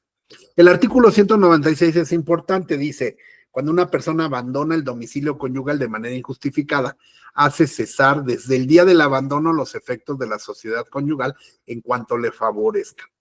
Y estos no podrán comenzar de nuevo sino por convenio expreso. Si se va del domicilio y no avisa, después de 6 meses ya no entra nada de lo que se haga o se compre por uno de los del cónyuge abandonado, ya no entran en la sociedad conyugal. E incluso hasta se puede demandar, pues, la terminación anticipada, el divorcio, que se le embargue su 50% para alimentos, en fin, muchas cosas que ustedes ya irán aprendiendo. La sociedad conyugal, desde luego, termina cuando se decreta el divorcio. En caso de nulidad, también. En caso de nulidad, las partes se deberán de devolver, pues, todo lo que se hayan o haya entrado dentro de la sociedad, porque el matrimonio ni siquiera nació. Si ambos procedieron de mala fe, pues deberán de restituirse todo lo que aportaron, porque el matrimonio no nació y por lo tanto no hubo sociedad. Cuando se divorcian se debe de disolver y se debe de señalar en el convenio que yo les estoy mandando, se pone cómo se va a liquidar la sociedad. Si lo hacen de común acuerdo, muchas veces dicen la casa para ti, o se vende la casa y mitad, o te quedas tú con la casa, etcétera, ¿no? Para eso se tienen que hacer inventarios, avalúos, todo lo que ustedes verán en la demanda que les voy a mandar. El régimen de separación de bienes también viene regulado en el artículo 207. La separación puede ser absoluta o parcial y también se puede regir en escritura pública ante notario e inscribirse en el registro público de la propiedad, cómo se va a regular. ¿Qué bienes entran en la sociedad y qué bienes no entran? De la misma forma que eso. Las donaciones antenupciales son regalos que se hacen a los cónyuges con motivo del matrimonio. Precisamente se llaman antenupciales porque son antes de que se casen. Es muy común que a veces los padres de la novia regalan una casa, un dinero, o los tíos, o los mismos cónyuges hacen donaciones antenupciales entre los futuros, entre ellos mismos, ¿verdad? Aquí la fracción primera dice, las que hacen los cónyuges entre ellos, las que hace un tercero, como puede ser un padre, un amigo que les dona por motivo del matrimonio. Cuando se pelean, pues tan solo pasan el noviazgo, ¿no? Regrésame mi Nintendo, regrésame mi ropa, mi chamarra que te di, ¿no? Y bueno, ahí no hay tanta bronca, la bronca es cuando se trata de un anillo como el que le dieron a Belinda, que valía $3 millones, ¿verdad? Y entonces vienen las demandas y vienen la revocación de las donaciones, ¿no? Y los padres también, imagínense si tu papá le regaló a tu marido, le donó una casa y después ya no se casa contigo, pues a ti no te va a gustar que esa casa se la lleve tu marido para que viva otra, ¿no? Entonces las donaciones quedan sin efecto si el matrimonio no se celebra.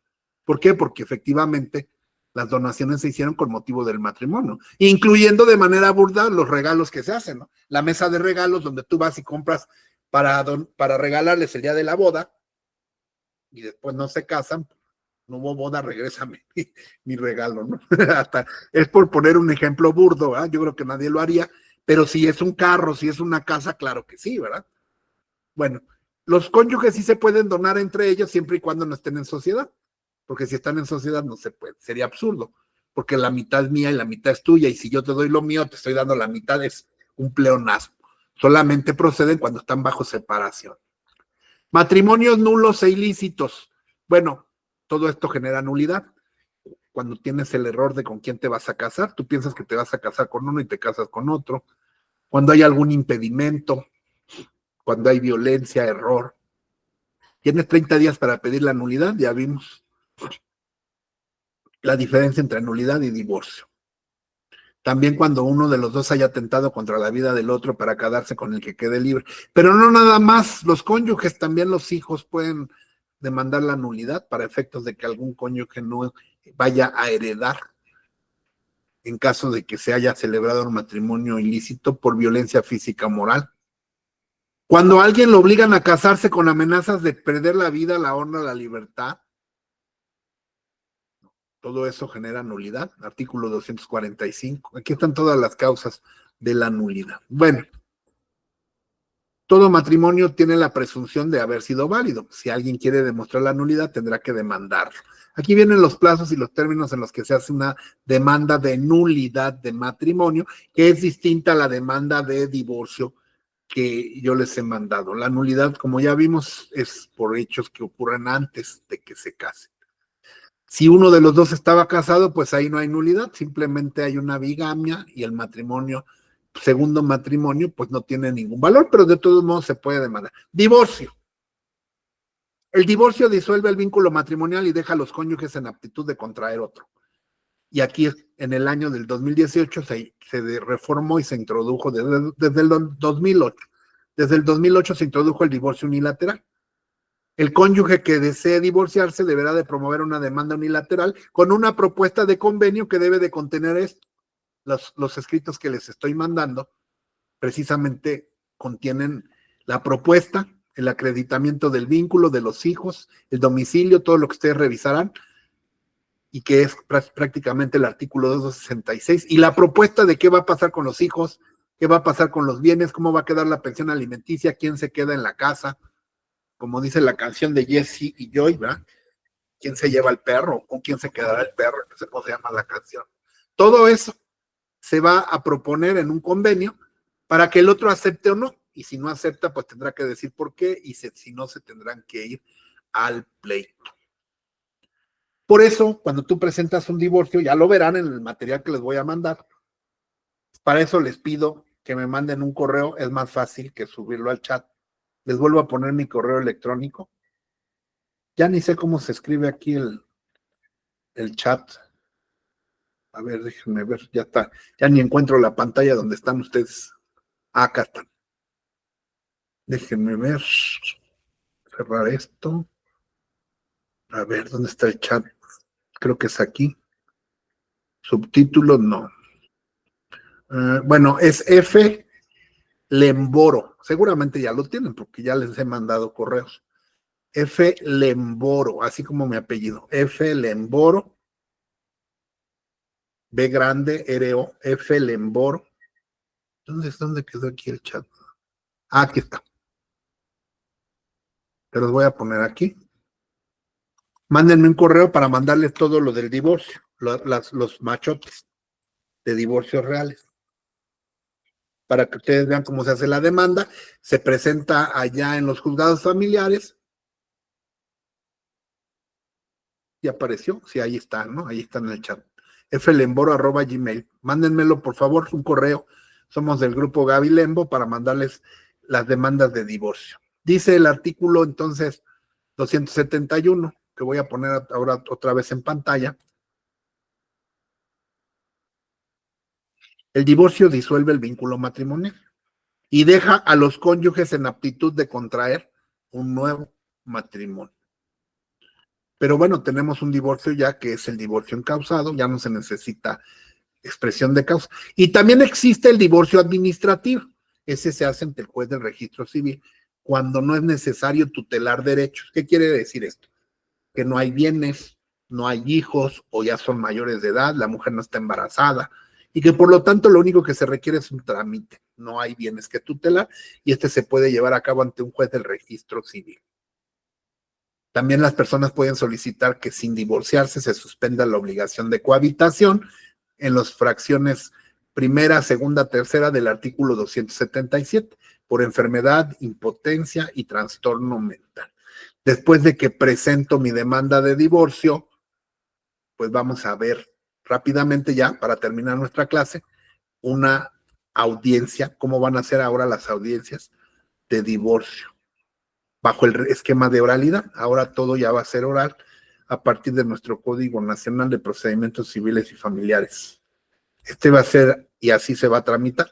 Después de que yo presente mi solicitud de divorcio, me van a citar a una audiencia, y esto va a ser lo que va a ocurrir.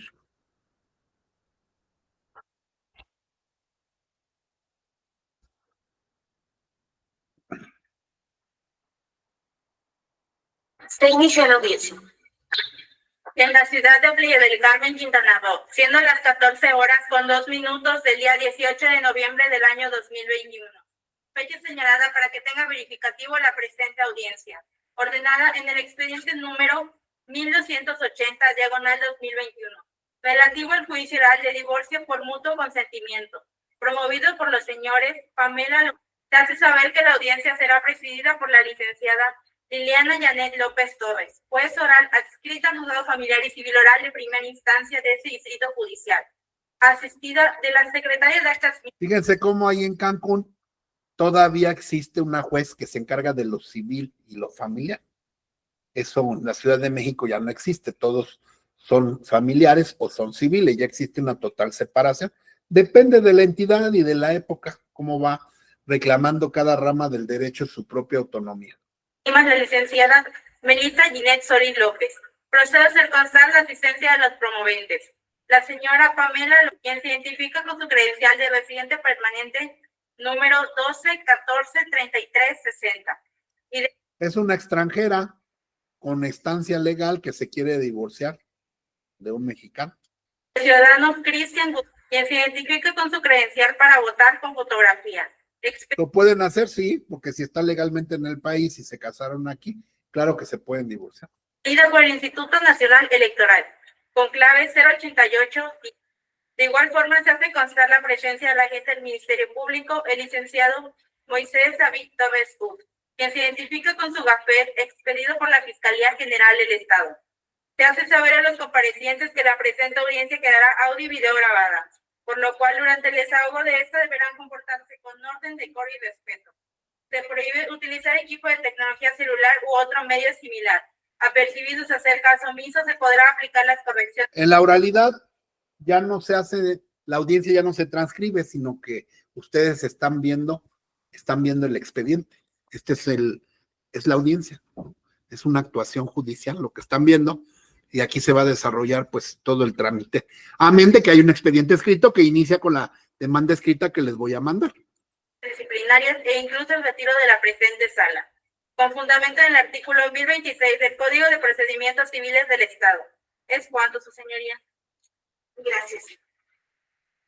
Seguidamente les pregunto si en este momento desean ustedes otorgar mandato judicial a favor de persona alguna que sea abogado o licenciado en Derecho para que nos represente en este procedimiento.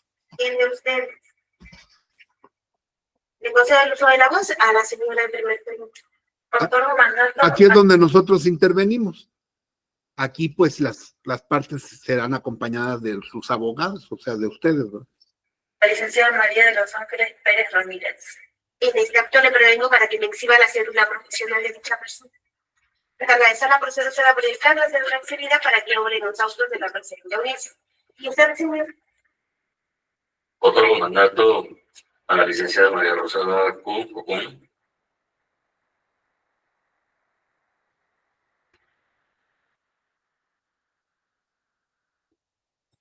En este acto le prevengo para que me exhiba la cédula profesional, por favor. Para esa la procedo será proyectar la cédula exhibida para que obren los autos de la presente audiencia.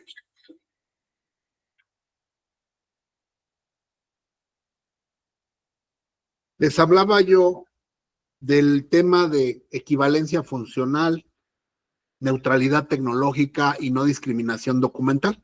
Ahora ya no es necesaria una copia, ni que firmen, ni nada, sino como de la manera en la que están ustedes viendo, ya está quedando equivalencia funcional de que se están identificando los abogados. Estas son las cédulas profesionales como la que ustedes tendrán, los que estén estudiando cuando terminen su carrera, para poder comparecer en un juicio. Señora, le pregunto, ¿ratifica usted el mandato judicial que otorga a favor de María de los Ángeles Pérez Ramírez para que la represente en este procedimiento? Sí. De igual manera le pregunto, ¿ratifica usted el mandato judicial que otorga a favor de Cucum María Rosalba para que lo represente en este procedimiento? Sí.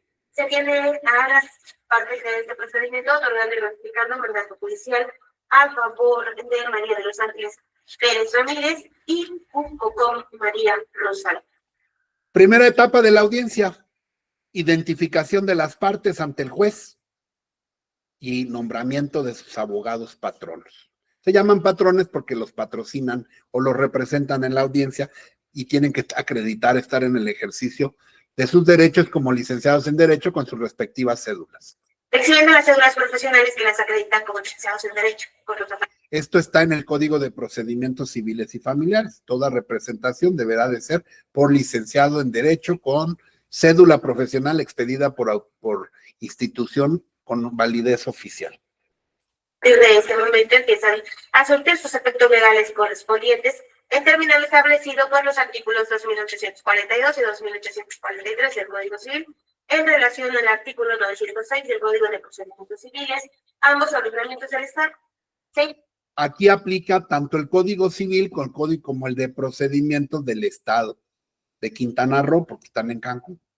Pero a partir del inicio de este año ya tenemos, Cancún va a seguir conservando su Código Civil, pero va a tener un código nacional para todo el país, que es el Código Nacional de Procedimientos Civiles y Familiares, que establece este tipo de audiencias orales. Por eso se las pongo, porque esto no es del pasado, esto más bien son las audiencias que ya se van a llevar todas por oralidad. En la Ciudad de México también ya, no todos, pero ahorita ya hay oralidad, pero ya en unos meses todas las audiencias de divorcio y de cualquier controversia familiar van a ser así. Pica a los citados proteccionistas, pasen a ocupar sus lugares, por favor.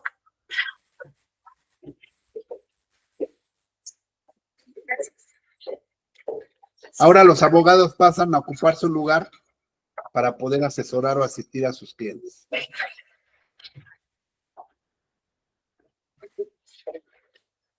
A continuación les tomaré la protesta de ley, por lo cual les pido que se pongan en esto le daré lectura al artículo 222 del Código Penal del Estado que dice: al interrogado por alguna autoridad en ejercicio de sus funciones, cuando tipo de ellas afirme una falsedad, niegue o oculte la verdad o alguna circunstancia que pruebe cualquier hecho, se le impondrá de 6 meses a 2 años de prisión y de 10 a 60 días multa. Lo previsto en este artículo no es aplicable y tiene carácter de inculpado. La misma pena se impondrá al que a sabiendas presente testigos falsos o que por cualquier medio logre que el testigo, delito o intérprete se conduzca con falsedad al ser examinado.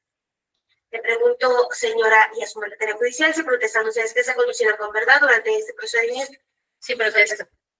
Tercer acto jurídico de la audiencia, después de nombrar a sus abogados, se les tomará la protesta a todos de conducirse con verdad. Esa es una protesta que los obliga pues a no falsear nada, ¿no? Entonces, cuidado con eso, porque si yo falsifico testigos, pruebas, cualquier cosa, también soy responsable como abogado, porque ya protesté.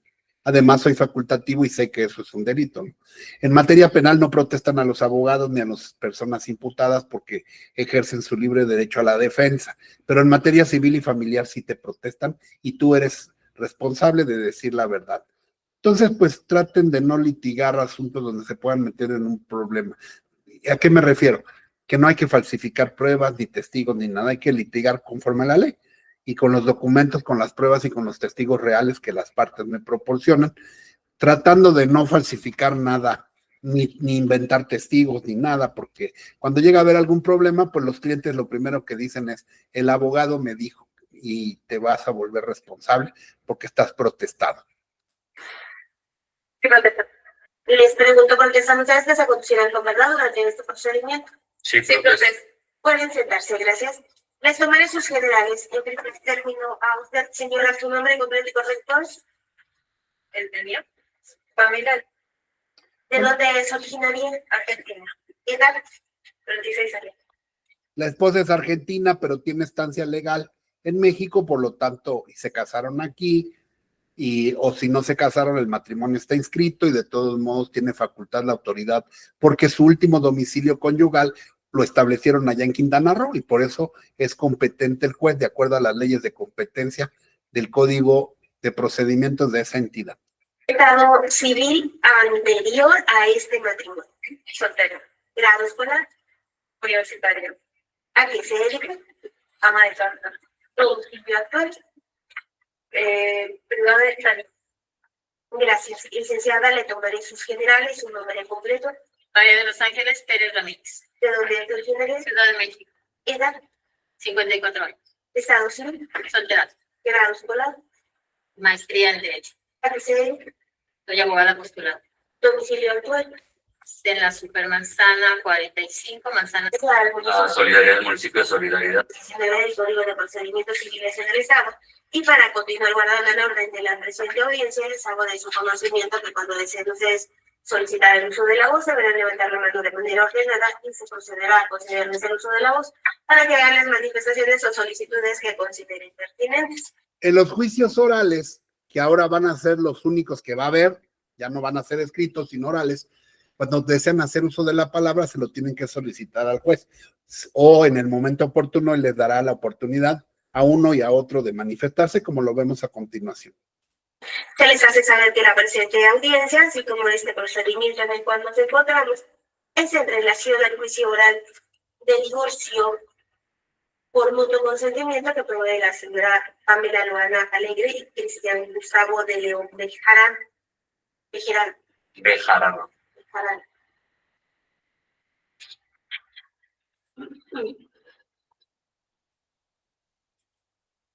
Al momento de solicitar el divorcio por mutuo consentimiento, ustedes exhibieron un convenio. Ese convenio va a regir las bases de su divorcio, por lo que de conformidad a lo que establece el artículo 798-798. Ese convenio se hace por escrito y es el que les voy a mandar por correo para que ustedes revisen la demanda. El Código Civil del Estado. Corresponde a esta autoridad entrar al estudio del convenio que ustedes exhiben, por lo que de una revisión minuciosa de dicho convenio se desprende que ustedes en la cláusula primera del mencionado convenio señalan que el acusado. Yo ya les enseñé hace tiempo que era un convenio y les enseñé la diferencia con un contrato. Un convenio modifica o extingue derechos y obligaciones. Y aquí están celebrando un convenio para dar por terminado su matrimonio. Por eso se llama convenio. Pero los jueces van a revisar que las cláusulas no sean contrarias a derecho. porque hay cosas que sí se pueden disponer libremente y otras no, porque está por encima el interés de niños, niñas y adolescentes y de las mujeres. Entonces, es importante aquí que la juez les va a hacer observaciones por si hubiera alguna situación en el convenio. No hay controversia porque lo están promoviendo de mutuo acuerdo, pero de todos modos el Ministerio Público y la juez tienen que revisar que no vaya a haber cláusulas que perjudiquen a las partes. Su periódico será de manera compartida. Sin embargo, de las demás cláusulas se desprende que no pactan ustedes la modalidad en la cual se llevará a cabo la custodia compartida. Y señala... Dice la juez, ustedes pusieron que van a tener una custodia compartida, pero no explican cómo va a ser. Entonces necesito que quede establecido en qué consiste esa custodia compartida. ¿Van a partir al niño a la mitad? ¿O dónde va a vivir? O etcétera, ¿no? O sea, hay que ser claros. ¿Vivirá con la señora tal? ¿O un año con tal? ¿O un año con tal? ¿O nada más entre semana? Y los fines de semana estará con el cónyuge tal, en fin, hay que establecerlo bien.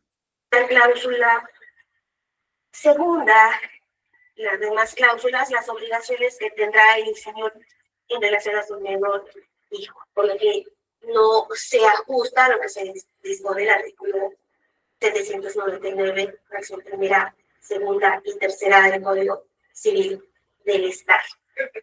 Toda vez que ustedes en la cláusula primera señalan que la custodia del menor será compartida. En la cláusula cuarta del convenio señalan que la señora Pamela... El artículo primero de la Constitución establece que todas las autoridades en el ámbito de sus competencias tienen la obligación de proteger, promover, tutelar los derechos humanos. Por eso la juez familiar es una especialista que para autorizar un divorcio tiene que tutelar que esté bien hecho ese convenio y que no vaya a perjudicar los derechos de las partes, ni de los niños, ni de las niñas, conforme lo marca el artículo primero constitucional y las propias leyes familiares. El Código Civil establece, ya lo vimos, que la familia debe de ser protegida y que es de orden público, su constitución, todo lo que ocurra alrededor. Por eso los jueces familiares son especialistas en derechos humanos para evitar que vaya a haber alguna situación que afecte, sobre todo en estos juicios de divorcio, y que no se vaya a aprobar un convenio acorde a la protección de los derechos humanos. Por eso les está haciendo observaciones para que todo eso se aclare o se corrija antes de que ella autorice en definitiva el divorcio y el convenio. Permanecerá en el domicilio, fuera del domicilio conyugal.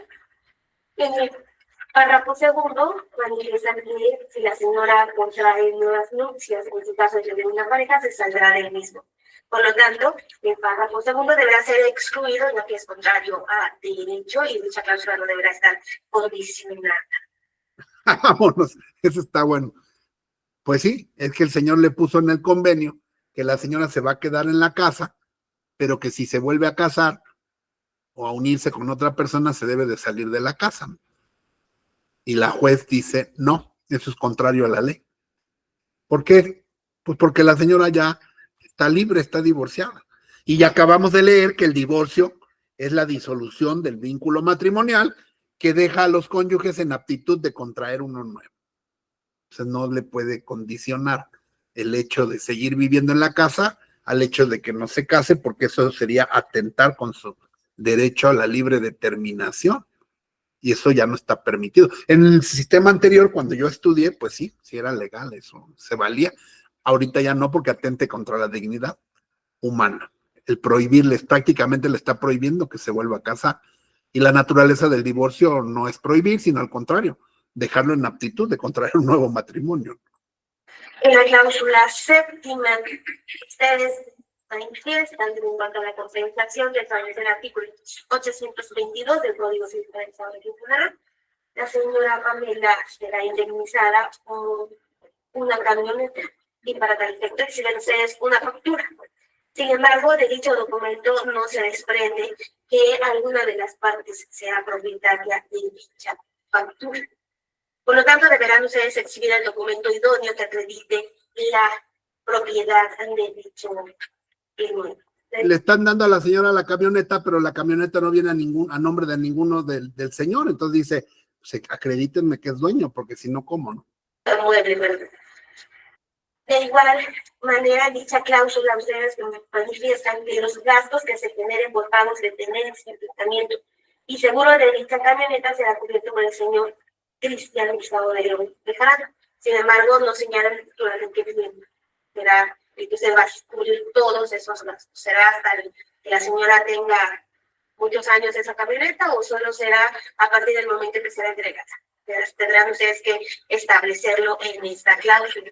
Deberán ustedes modificar el convenio exhibido en los términos que se les ha establecido en esta audiencia.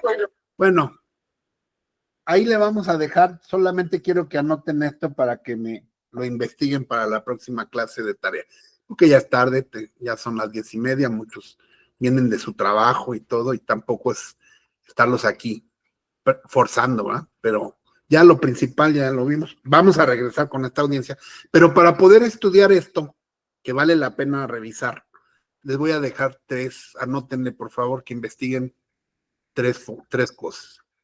Cláusulas que contienen los convenios o los contratos. Tipos de cláusulas que puede contener un convenio o un contrato. Porque aquí están celebrando un convenio. Les voy a ayudar un poquito, les voy a decir cuáles son. Y ustedes me van a explicar la próxima clase en qué consiste. Cláusulas dispositivas, cláusulas taxativas y cláusulas supletorias. Cláusulas dispositivas, taxativas y supletorias. En todos los contratos, en todos los convenios van a encontrar ese tipo de cláusulas. Les dejo de tarea, yo lo voy a explicar, pero para que ustedes busquen, investiguen también, empiecen en el mismo código vienen, pero pues bueno, ya ustedes sabrán cómo investigarlo.